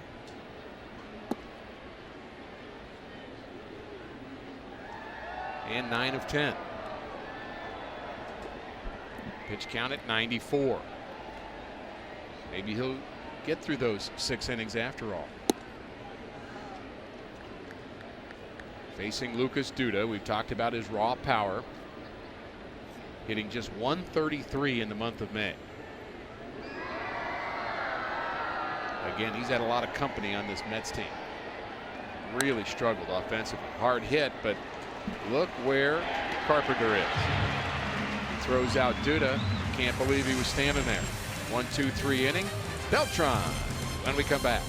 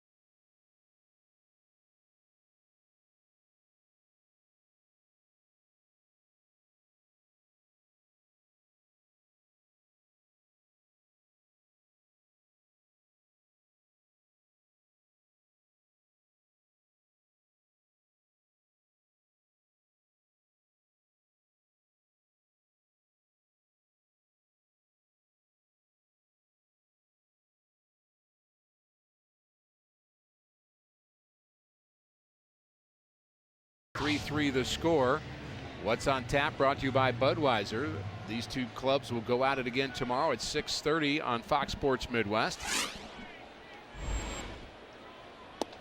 And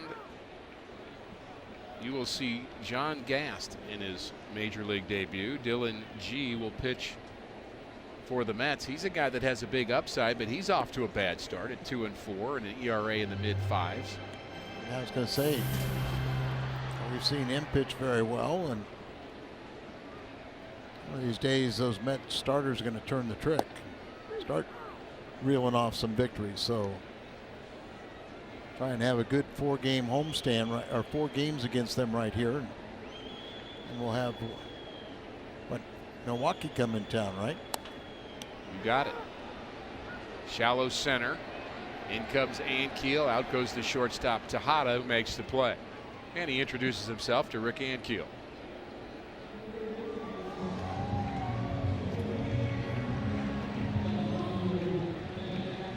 And when you think about this Met club, we've talked a lot about the starters out, but the bullpen is anchored by Bobby Parnell, the veteran, who has the wins that you mentioned out of the closer spot and just 3 saves, but not a lot of success in their bullpen in the early going either. Well, they lost their closer, or he has not recovered from his surgery over the winter, Francisco. Paying a lot of money to Francisco, and then Santana's the big one. Got like $32.5 million on the disabled list for those 2 guys.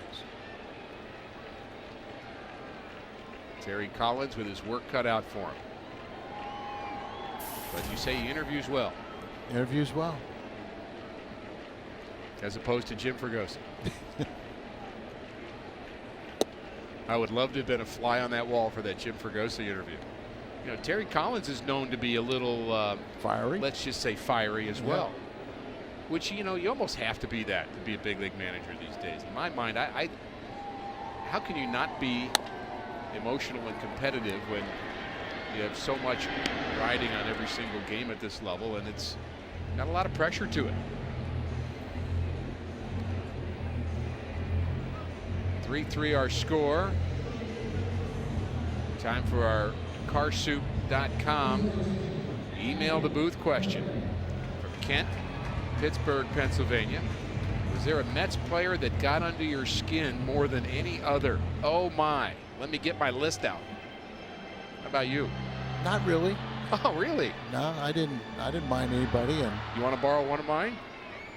depends on who it is. Well, they kind of go together. Dykstra and Beckman, Exactly. It's hard to pick one without the other. They're like the same guy to me. two little gnats. That- You know, the funniest thing was Lou Brock and Jerry Grody. Lou would get in the batter's box and tell Jerry Grody, the catcher, and he was from Texas, and he would just tell him, I'm going to steal off of you. I'm going to steal off you. You can't throw me out. And it used to drive Grody crazy. How can you not like Lou Brock, though? We love him in St. Louis. 3-3 through 5.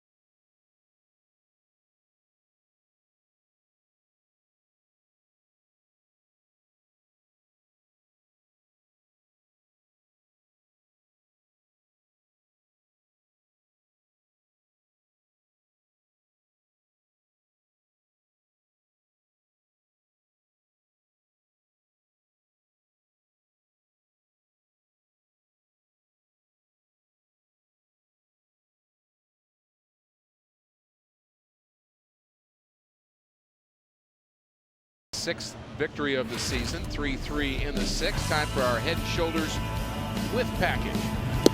Lance Lynn has done the trick. He's got 5 strikeouts. The only problem is he's got 5 walks to go with it, but he has settled down in this ball game. He's put up 3 scoreless frames, and here he is. Even though his pitch count is at 96, he's back out there for the 6th. I don't know about you, Rick, but if I was Lance Lynn, I'd be very thankful my manager keeping me in the ball game. No question. And he has responded to that opportunity very well that Mike Matheny's given him. He has righted the ship, starting to throw more strikes.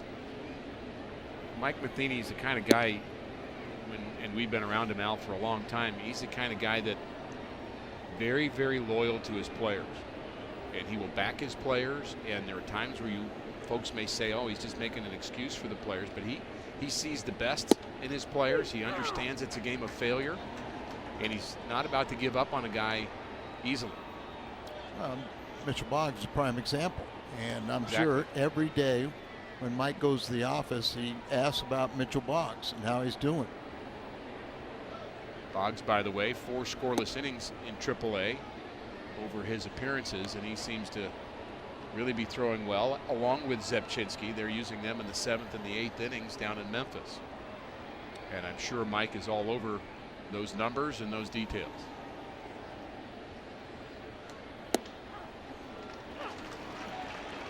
Another strikeout for Lance Lynn. He gets John Buck for the 2nd time.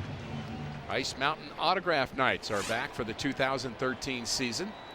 First of 5 autograph nights, Wednesday, May 15th. The Cardinals will take on the Mets. Fans 20 and under can get an autograph from former and current players. For more details, visit cardinals.com/promotions.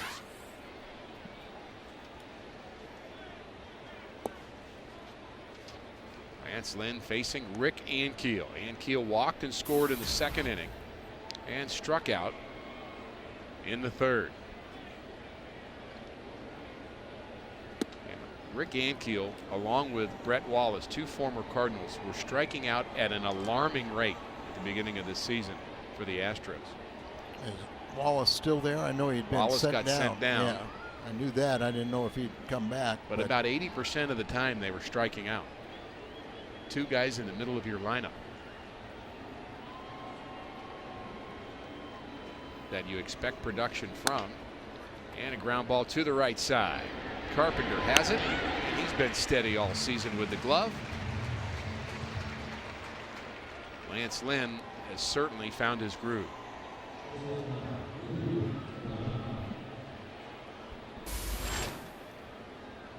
Well, you know, it's also, when Lance Lynn losing all the weight that he did, he's in so much better shape. So you should feel that you can't extend him a little bit. Hopefully he can get out of this inning with around 110 pitches. In the old days, you wouldn't even think about taking him out after that either if he was doing the job. Now, we talked about the dreaded Mets of the 85, 86, 87 years. Such a heated rivalry with the Cardinals. A couple of those players here at the ballpark. There may be more, but I've seen a couple of them. One, Keith Hernandez, who's doing TV work for the Mets, former Cardinal and one of the best raw hitters I think I've ever seen. He's just such a good player. And third base coach, there's Keith. And the third base coach for the Mets, very good baseball mind, is Tim Tuffle. Fly ball to right, and another easy inning for Lance Lynn.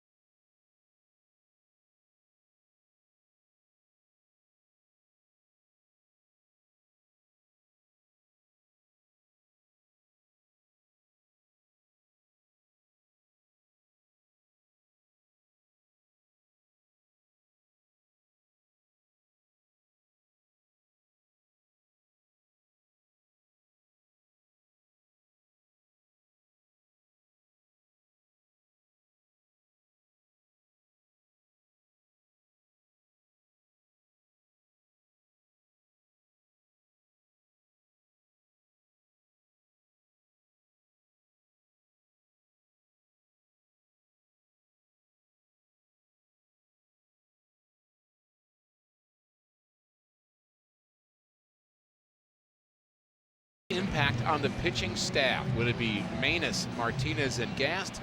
And I'm a bit surprised by this. I saw Seth Maness out in the bullpen voting on his phone for something, and I guess maybe that's what he was doing. Seth Maness, more than I think in the Carlos short Martinez. run, I agree with that. Steven Jackson at the ballpark. Al, he's got a body just like yours. One pitch, one out. Nice play by Baxter. Al, wouldn't you say your biceps and his are very similar?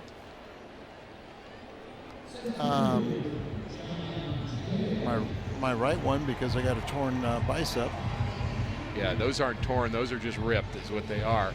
Now an Atlanta Falcon, I'm still going to be rooting for Steven Jackson. Just loved the way he'd hit the hole and his effort. I know Rams fans appreciated all that he laid out on the field for the Rams over the years. Do you think they really realized how good he was? Not all the years. Or still Probably is. not. Yeah. And he brought a little of the controversy onto himself. Backing up is the shortstop Tejada, but he's got a cannon. Throws out John Jay. So the Cardinals, like the Mets, having a hard time finding some offense here in the middle innings. You talked about Hefner's ability, Al, to settle down in a game and get right, and that's what we're seeing here tonight. I was going to say Lance Lynn has done the same thing, but when his counterpart has done it, there you see the Cardinal vulture. Is that Manus? Yep.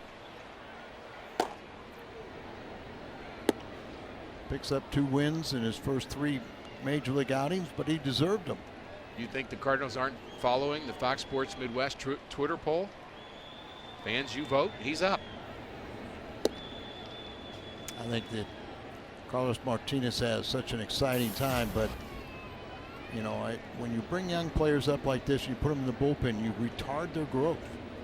And had a rough day yesterday, and you know, I think one thing you think about is just the layoff, not pitching down there. He probably would have 2 starts under his belt if he would have been back in the minor leagues. He'll like his paycheck on the 15th. Tejada showing that range and the arm again. Throws out David Freese. 1-2-3 inning for the Cardinals. On to the 7th.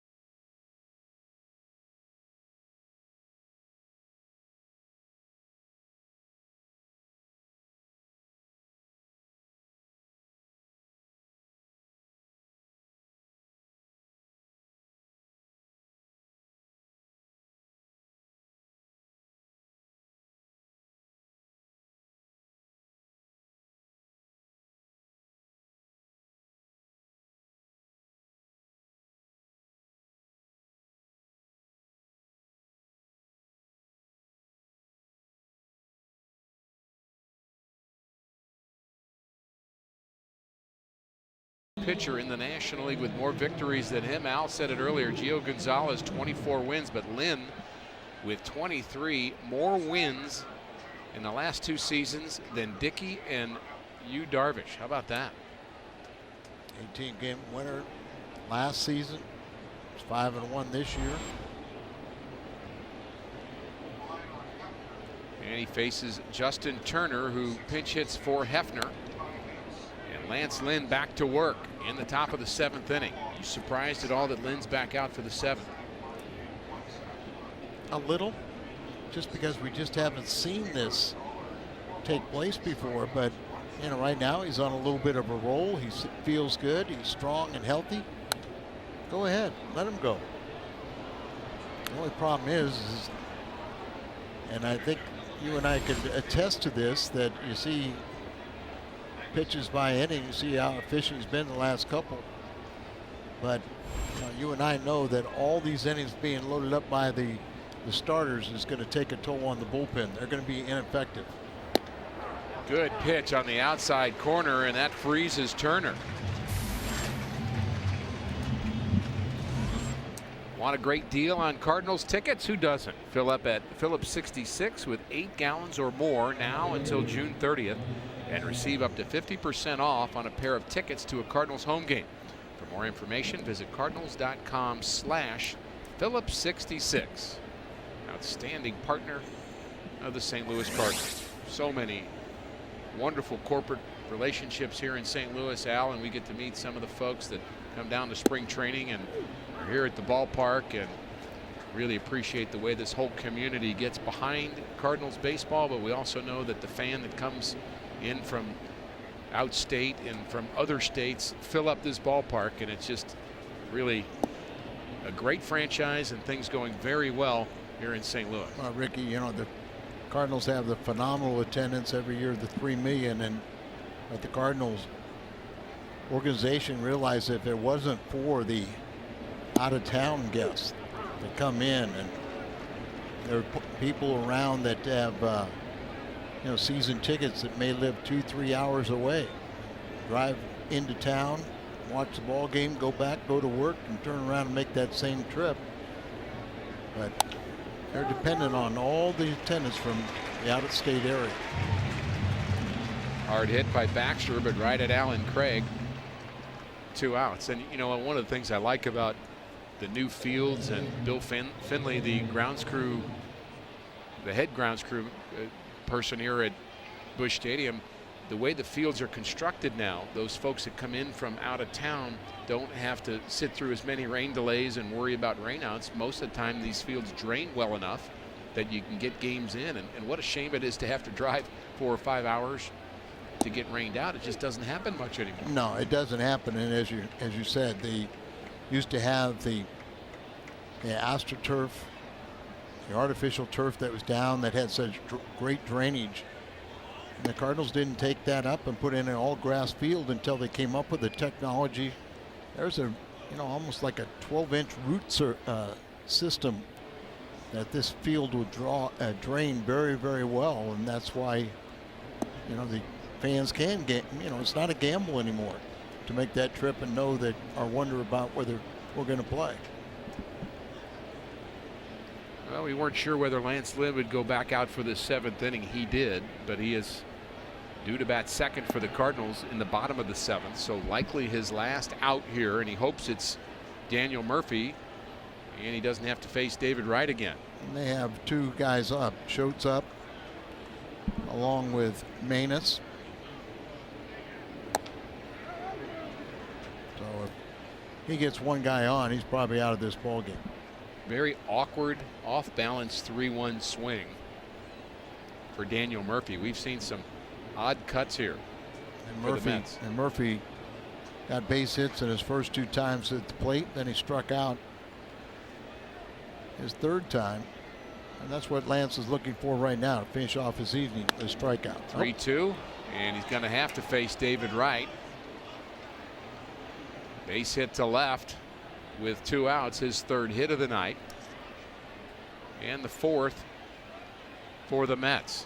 And now you mentioned the streak that Lynn was on. That's the first hit he's given up since that 2nd inning. He's only allowed 1 base runner prior to that base hit, and that was in the 3rd, just a walk. So 120 plus pitches for Lance Lynn here tonight. plus whatever he does here. Derek Lilliquist wanting to make sure somebody's ready. You would think that would be Choate to face Davis. And there's a strike at the knees, and Lynn doesn't really look tired to me. No, he doesn't. He looks, you know, really is kind of a nice, cool evening. Beautiful day today. It's going to get a little warmer tomorrow, but in the 70s today, but it's cooled off nicely to keep you really fresh and strong, almost like a California night air. Does feel like that. Dodger Stadium. Where you feel like it, when you're out on the West Coast, you feel like you can pitch forever. Nice, cool evenings. How deep they are, no doubles defense, nothing over your head. Give up a base hit in front of you, but nothing over your head that will score that runner from first. Good pitch by Lynn, fouled off by Wright. No, David has a base hit tonight. He's gone right after him. Career high in pitches, and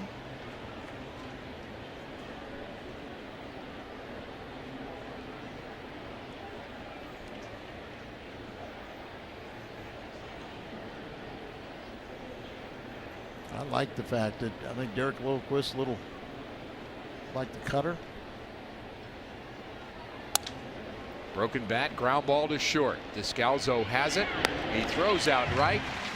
Good reaction from Lance Lynn. He's excited. Time to stretch here in St. Louis. Daniel Descalzo leads it off for the Cardinals when we come back.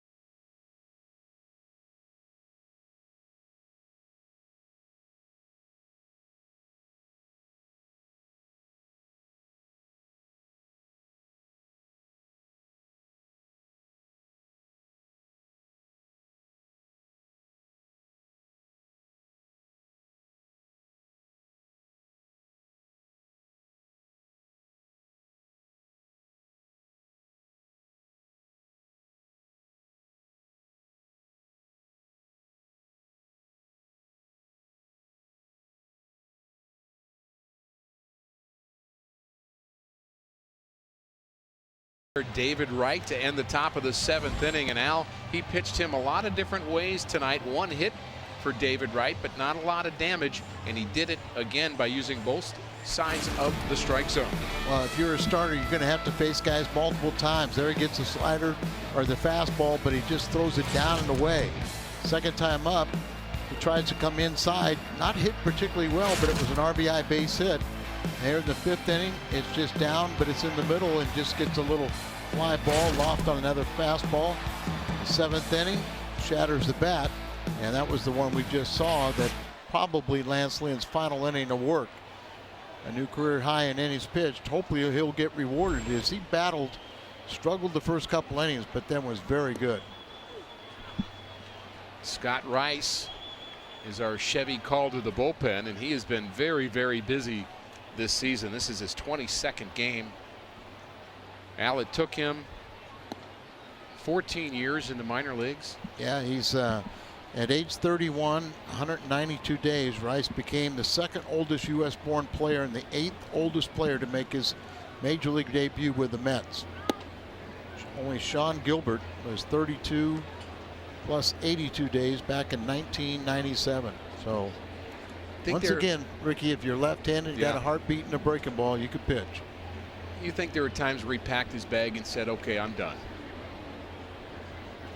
I bet there probably wouldn't. I bet there's a few times maybe an organization or a manager said you're done, but he kind of fought his way through, and here he is being rewarded. Signed out of high school, took him a long time to develop. Had a good year in AAA a year ago for Albuquerque, and the Mets giving him a chance this year. And ball is fair, and Descalzo is tagged as he goes by the first baseman Davis. 1 out, the 7th. Say good morning to the new Egg White Delight McMuffin. 8 grams of whole grain and just 250 calories at McDonald's. That sounds good right about now. Wigington will pinch hit.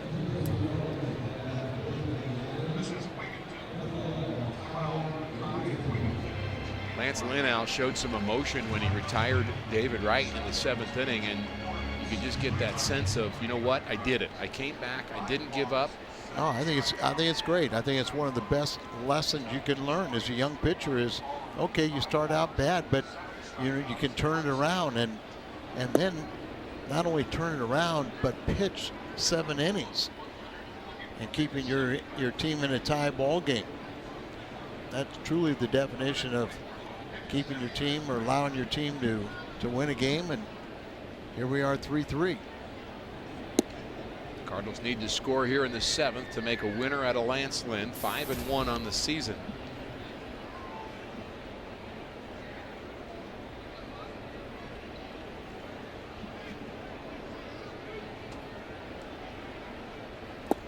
Hefner went 6 solid innings for the Mets. Really a quality start for him too, Al.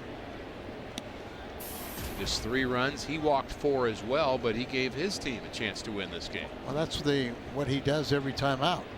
He'll give up runs in the first 3 innings, and then he kind of finds his groove and keeps his team in it. Usually 6 innings, 3 runs. Off the end of the bat into center field, and a late break by Ankiel, and he drops it. Wigington slides in the 2nd, and the Cardinals have a runner in scoring position here in the 7th. You could just tell that Ankiel did not read that off the bat as hit the way we could see it here, right off the end of the bat by Wigington, and it wasn't going to carry, and he tried to make up for it, tried to dive and couldn't come up with it. Yeah, the sound did sound good coming off the bat. He comes in here, probably should have made that play, and I think he'd be the one to tell you. He was using the pitcher's 2nd glove. Jim Hayes reported that he's using Scott Rice's glove, our current pitcher.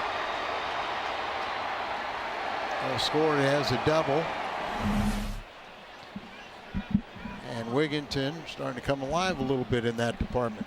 Back-to-back pinch hit appearances successfully. Make it hurt. Matt Carpenter. Up the middle, off the pitcher, hits his foot. Carpenter headed to first base. He's going to be safe. Wigington's headed home, and he is safe at the plate. How about that? Heads up base running by Ty Wigington, and the Cardinals take the lead. Wow, nobody at home. Boy, you would think David Wright or somebody would see that and at least race home, and David's still at the bag with Oquendo at 3rd. Could be a winning game for Lance Lynn. Let's watch this one again. Hard smash right off his foot. Kicks it over towards the first base foul line. He's going to be safe at first, but both the pitcher and catcher are there. Nobody reacted to cover home plate. Ty Wigington, let's watch his reactions here. He sees it, and boy, no hesitation. You saw Oquendo pointing towards home plate, and it's a race there. It looks great because he's safe, but what if he would have been out with runners at 1st and 3rd and nobody out? I love that play. That was exciting baseball. Ty Wigington taking the extra base. Mike Matheny's been preaching. You bet it is. And if you get thrown out there, he's okay with it. He wants to see this type and race back to home plate And remember, Scott Rice is trying to catch that ball. He's got the runner coming home behind him, and look at Lance Lynn. I don't believe I've ever seen that. So that's got to be an RBI. Yeah. For Matt Carpenter. Didn't get out of the infield. It's his second RBI of the day. Look at that slide. And truly safe ahead of the tag. Wow, that was fun. Beltran hitting from the right side against the left-hander Scott Rice. How about Scott Rice? He was a first-round draft pick, a supplemental first-round with Baltimore Orioles. Signed by the Rangers as a minor league free agent. Dodgers minor league free agent. Long Island Ducks. Might have played for Dave LaPointe. I bet he did. San Diego Padres, Colorado Rockies, Chicago Cubs, the Dodgers again, and then the Mets, all as minor league free agents. Started in 1999, and here in 2013, he's finally gotten to the big leagues. Choten Rosenthal getting loose for St. Louis. Move to first, not a good one.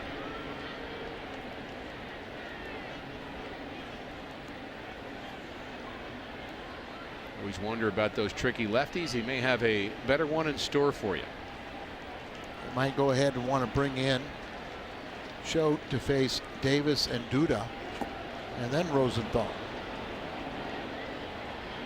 Beltran waves at an off-speed pitch. He's the second out of the inning. Cardinals have struck here in the 7th. A flare double to center by the pinch hitter Ty Wigington. Then Matt Carpenter. An RBI base hit. The Cardinals are leading 4-3, and we're going to have another trip to the bullpen. The slide of Ty Wigington. This gives the Cardinals the lead.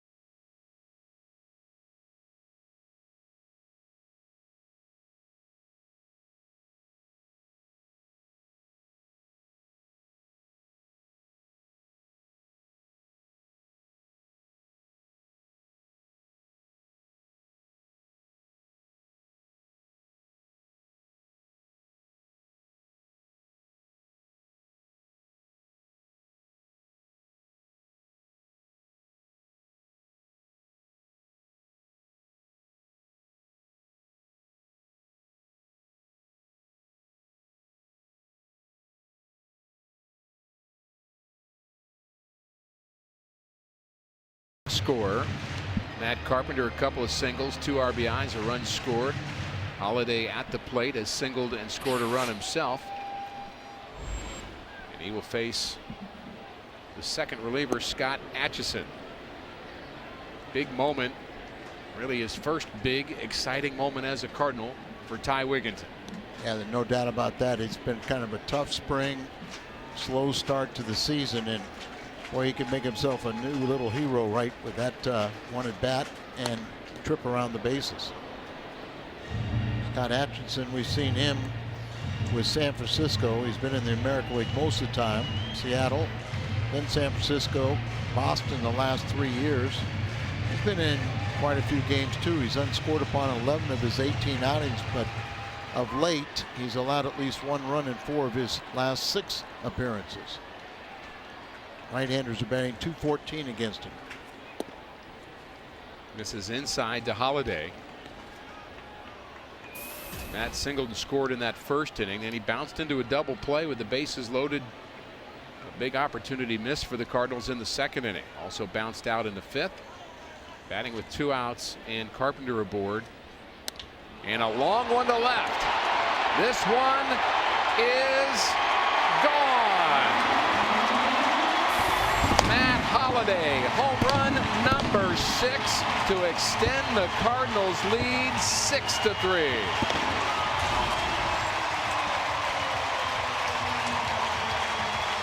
RBIs 22 and 23 for Matt.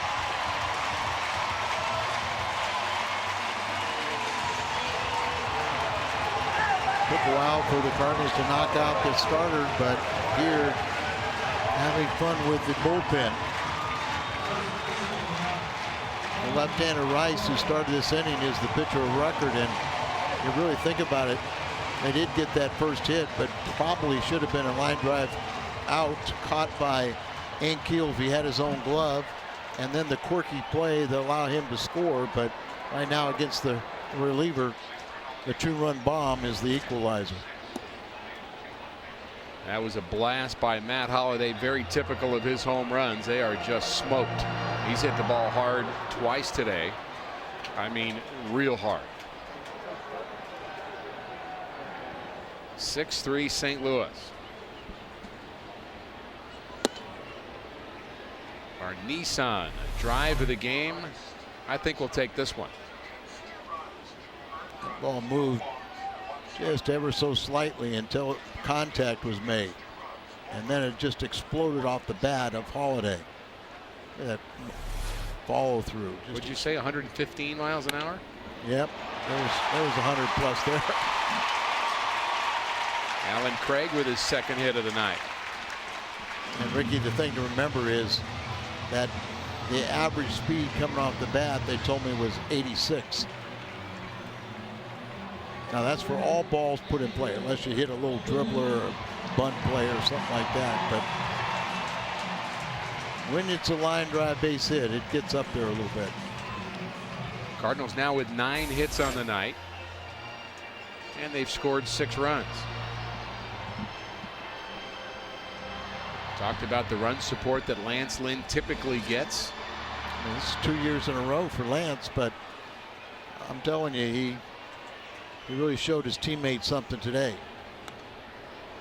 Gave up 3 runs in the second inning and then battled through 7 innings total. Career high of pitches, and he is most deserving of this win if the Cardinals can pull it out. Struggled in the first inning, got out of it. A strikeout of John Buck with the bases loaded in the first. And then the second inning struggles even more so. A walk in the third inning, and then he was nearly perfect after that.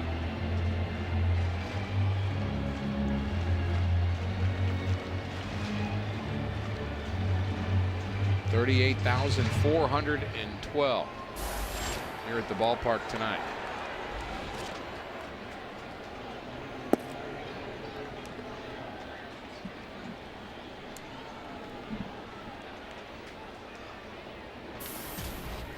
Crowd still buzzing over that Matt Holliday home run, and maybe even the play by Ty Wigginton.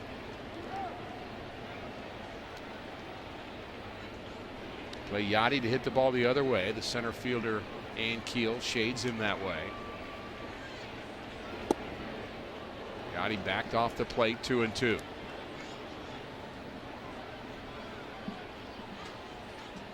Alan Craig back up over 300 with that base hit. Here's a long one to left. This one's deep in the gap, and it's a ground rule double as it bounces into the stands. Craig will not be able to score, and the Cardinals have brought the lumber here in the 7th.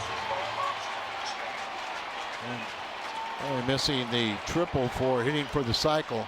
Mike's going to go out there, but that doesn't even need a replay. That bounced into the stands. See, this ball got down very easily, and Mike, I'm sure, will turn around to an explanation. Everybody saw that.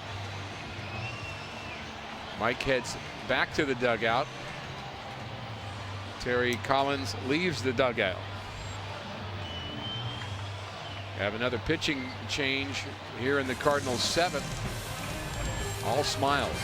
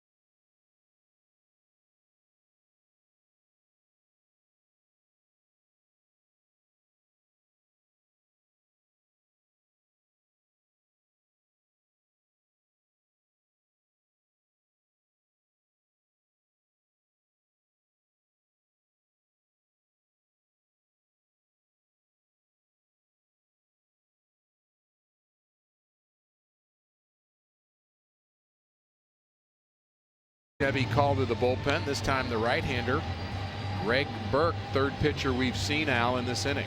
He was just recalled yesterday from Las Vegas in the Pacific Coast League. He's a submariner. Has pitched in the big leagues with San Diego back in '09. Last year he split time. But that's what he's doing, facing John Jay. Typically the guys that throw from down under much more effective against right-handers. Right. Left-handed batter. There's nothing to interfere with watching the release point. Plate to John Jay. Take it to left. Jay's looking for his first hit, but he has produced here tonight. Sacrifice fly and an RBI in the first, and he walked in the third. And a 9-game hitting streak on the line. The 1-2 to John Jay is a swing and a miss. He is retired. But the Cardinals make it exciting in the 7th, and they do it a couple of ways. On the base pass,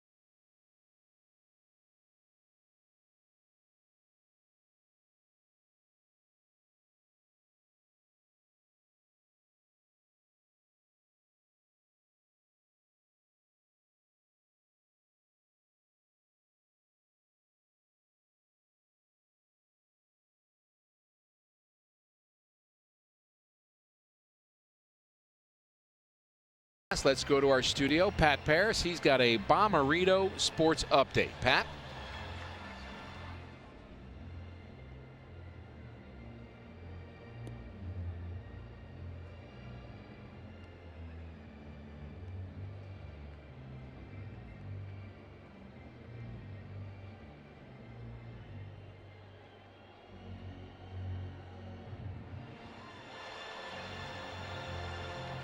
Very talented shortstop for the Brewers.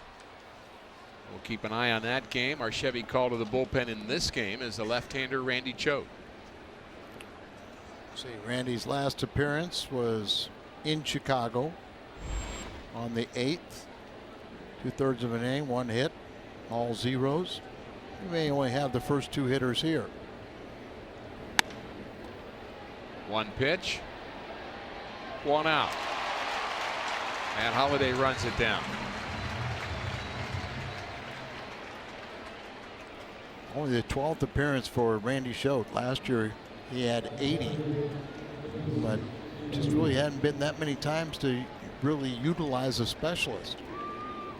Mike Matheny has talked quite a bit about how he's had a hard time figuring out the right time to use him. Yeah. And if you're the specialist, Al, you kind of know how that job works. Do you use him in the 7th or the 9th? And the way the Cardinals starting pitching has been, that's kind of confused the bullpen even a little more.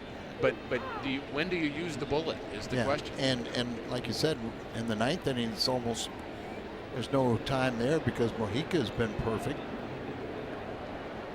So it's just one of those situations. This is perfect. They had 2 left-handers, the first 2 batters here.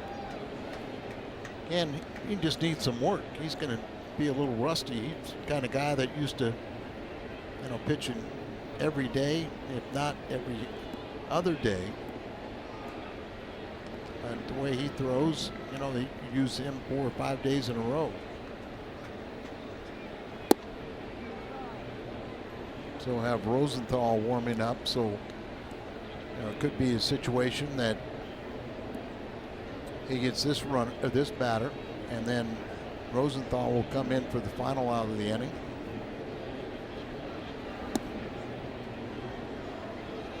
Slider misses low to Duda. Pretty good pitch, though. 37 years of age, signed a 3-year contract with the Cardinals.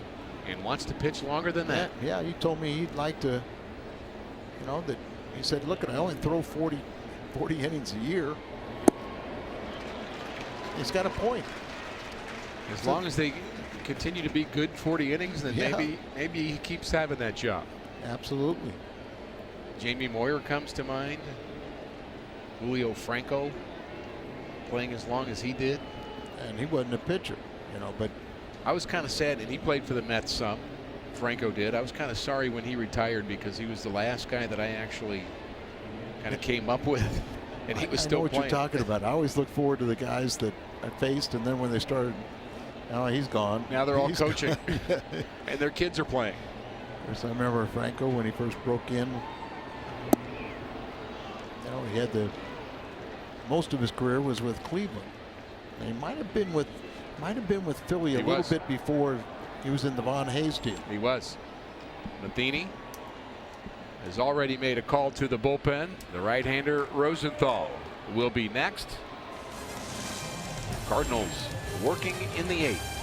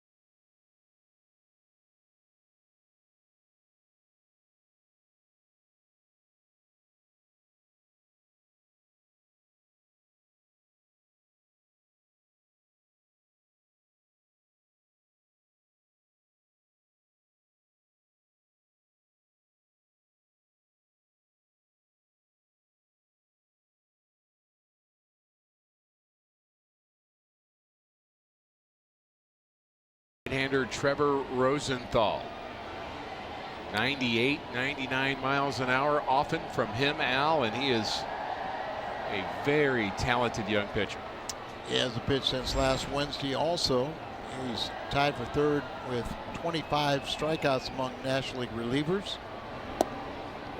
Also 31.4 swing and miss percentage is tops in the National League. Team leader with his 19th appearance tonight. Leads with his 19 and a third relief innings, and he's tied for third in the National League with 9 holds. Now you know everything about him. Except he adds to the swing and miss total. That one at 98. You know, this is really the year of the swing and miss in baseball, Al. A lot of strikeouts this season, and he really epitomizes that with what he does out of the Cardinals bullpen. He's, as you say, the best at that particular stat, and with all the strikeouts we see in baseball, he's a guy that really does have big time swing and miss stuff. And there's another one. Strikes out John Buck. Made that look easy. Time for our AT&T U-verse rewind. Game 1 of the series with the Mets. Cardinals lead it 6-3. Top of the 8th inning. Hefner and Lynn, the starters, both struggled early. Settled down some. Matt Holliday, a big 2-run shot in the Cardinals' 7th inning to extend their lead to 6-3. Rick Horton with Al Raboski, Jim Hayes along with us. And we invite you to stay on for the postgame as well. But more baseball to be played. And the first pitch is high, ball 1 to Rick Ankiel. Got a nice note on Twitter, Al, from Heather, who is watching us in Perth, Australia, enjoying the game and loving baseball. Swing and a miss. Ankiel is 0 for 2. And in case you've just joined us, he has just joined the Mets. After being released by the Astros, the Mets called him, giving him another opportunity in the Big Apple. Swing and a miss. Good cut. That pitch at 97.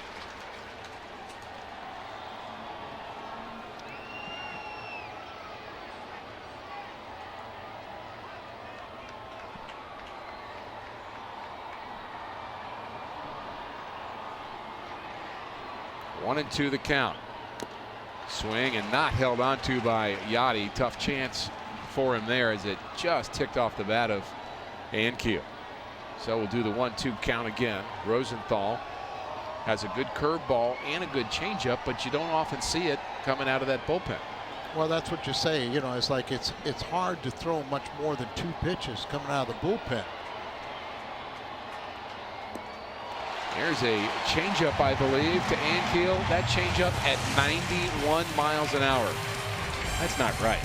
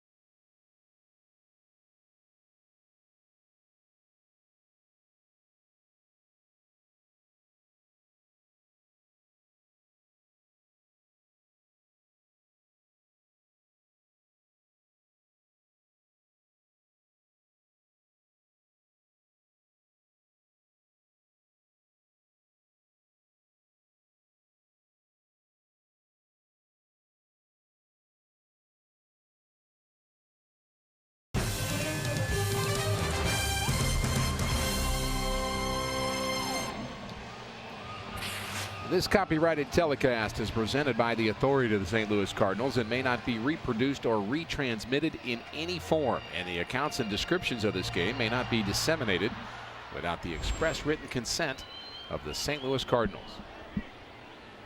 David Freese bats first for St. Louis.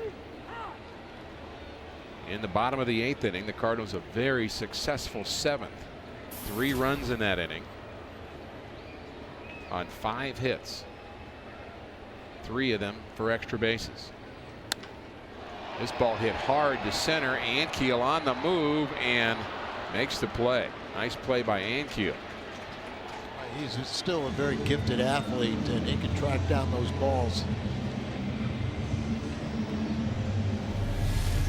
Ball might have been knuckling on him a little bit, but gets over there and look at the left hand. His bare hand comes in there to make sure, secure the catch, blows that glove. Always had really good outfield speed. And you didn't necessarily think of Ankiel as a burner on the base paths, but you can tell certain outfielders, Al, just play with that extra gear defensively. Part of it, I guess, getting good jumps, but you know, you could be really fast, but not a fast outfielder. And you could base hit to left for Descalzo. And you could be one of those guys that has a quick first step, right? And maybe for 20-30 yards, he can, you know, run, pick him up and lay him down and get to one spot A to spot B. But it's all about that jumps and being athletic enough to where you can do something with the good jump. Matt Adams pinch hitting here for Rosenthal. He did his job.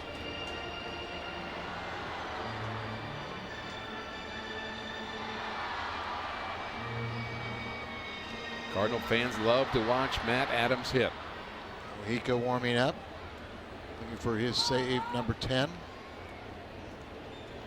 It's a funny thing, it just seems like it's a bigger lead than just 3 runs. It sure does. And it might be after this at bat. Big shift on Adams. And as we play teams that haven't seen Adams very much, Al, they all know about his swing. Well, they saw him an awful lot in spring training. You know, Mets and Cardinals, Marlins play an awful lot of games together. Keith Hernandez saying that guy's going to play a lot, isn't he? He needs to play a lot. And that's basically been the problem, the spray chart for Adams. Why they're playing him to pull. See, in the outfield, they got to have that left fielder, you know, stay true.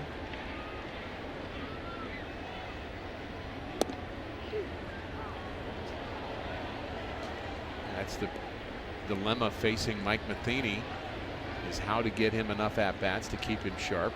The thing was, too, that I think going into spring training, I wouldn't say he would be one of their top bench players that they were thinking about, but dropped some weight, had a real good spring, obviously recovered from the elbow surgery. There goes the runner. Pitch away, throw to second base. Good jump and a stolen base for Daniel Descalzo. That's another aspect. When you have a submariner, they're very slow to the plate. You get a good jump, it's almost impossible for the catcher to make it up. There's the slide into second base and a hard late slide. That ankle makes me think of Oscar Taveras. We've not mentioned that yet. Yeah. He slid into second base in a AAA game, Al, and we understand he's okay, but pretty severely sprained his ankle on his hard slide into second. Sometimes sprains are worse than breaks. That is true. Fly ball to left.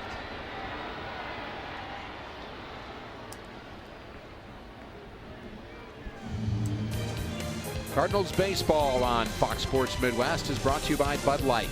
It's the sure sign of a good time. Here we go. And by Ford, the official cars and trucks of the St. Louis Cardinals.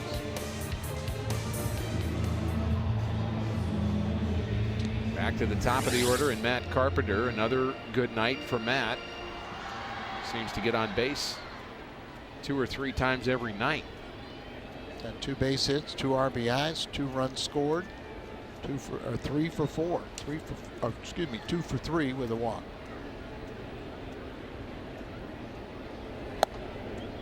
On Wednesday in Chicago, Carpenter was on base 4 times. On Friday,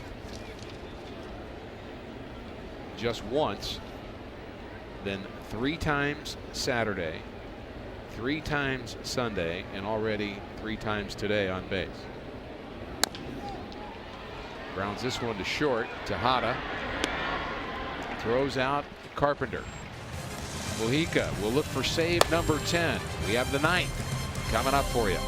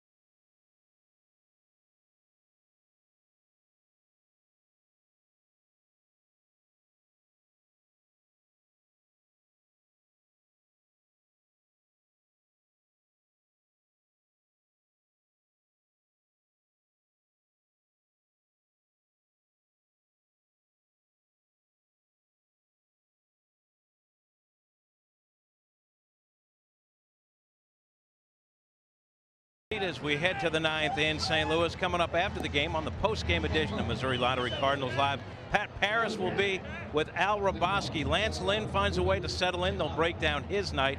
Rick Ankiel returns to St. Louis. We'll hear from him. Plus, we'll have Mike Matheny's post-game comments as well. Edward Mujica on to finish it off as we head back to the booth. And Rick and Al, guys. Thanks, Jim. Our Chevy call to the bullpen is Edward Mujica. 14 appearances on the season, 1.93 ERA, and he has really developed into a very good closer for the Cardinals. Kind of came out of nowhere, Al. Really a 7th inning guy a year ago, and now he's much more than that. Well, he was really solidified things for the bullpen a year ago when the problem was bridging the gap from starter to 8th inning Boggs and then Mott in the 9th. He's had a save or a hold in 32 of his 43 games with St. Louis. He's 9 for 9 in save opportunities, and you can just see he has blossomed in this role. Tejada 0 for 2. Defensive changes for the Cardinals. Pete Kozma takes over at shortstop. Here's a look at Kozma. Had the night off tonight, one of those rare nights off for him. Descalzo moves to second base, and Carpenter from second to third.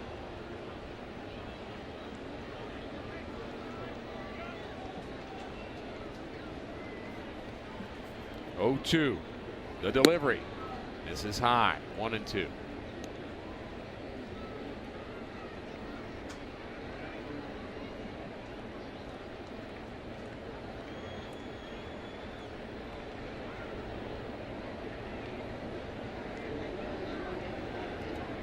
Very shallow in the outfield for Tejada, and he lofts this one into right. And we have 1 out here in the 9th inning. Time for our player of the game, and we're going to give it to Ty Wigington. And Al, tell us why. Well, I think he just inspired everybody with his race around the bases. He got a double, and then he was out at second base. You saw that ball deflect off the shoe of the pitcher, goes into foul territory, and he races from second all the way home ahead of the throw. There was nobody guarding home plate, and John Buck threw it to the pitcher trying to cover it, and it was a little late. That inspired the rest of the offense to get a couple more runs, and here we are, 6-3. Pinch hitter is Jordani Valdespin against Mojica in the ninth.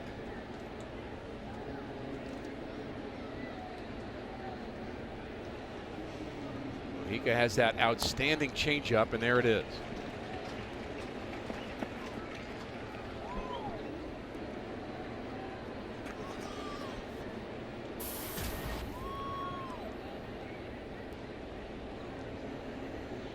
Valdespin, a lot of playing time a year ago for the Mets. High chopper to second base. Descalzo gets his man. Good start to the ninth for Mojica. Cardinals hoping to take game one of this series. Gast and Dylan G will pitch game two. And hopefully Mojica will dispense of the 27th out with less than 10 pitches for this inning. Cardinal fans on their feet. They were patient with this game. Started out sloppy and slow.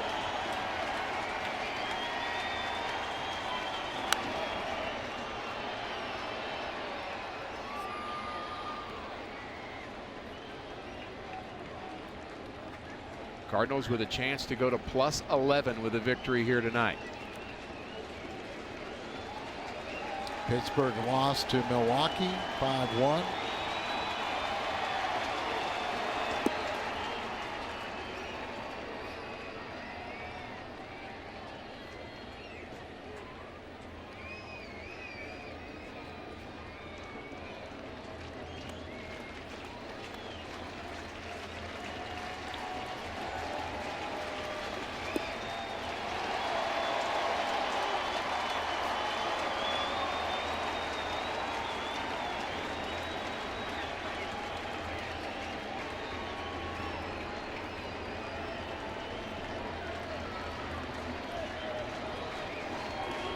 One and two to Mike Baxter.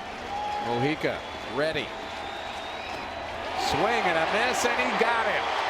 Mojica, save number 10. Lance Lynn, victory number 6.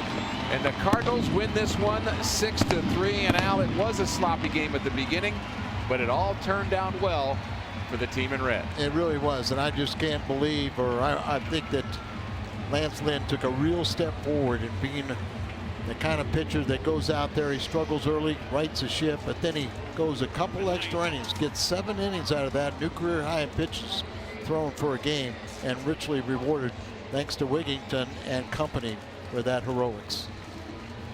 Holiday homered, but Wigington a big moment in this game. On to the postgame show. It's coming up next.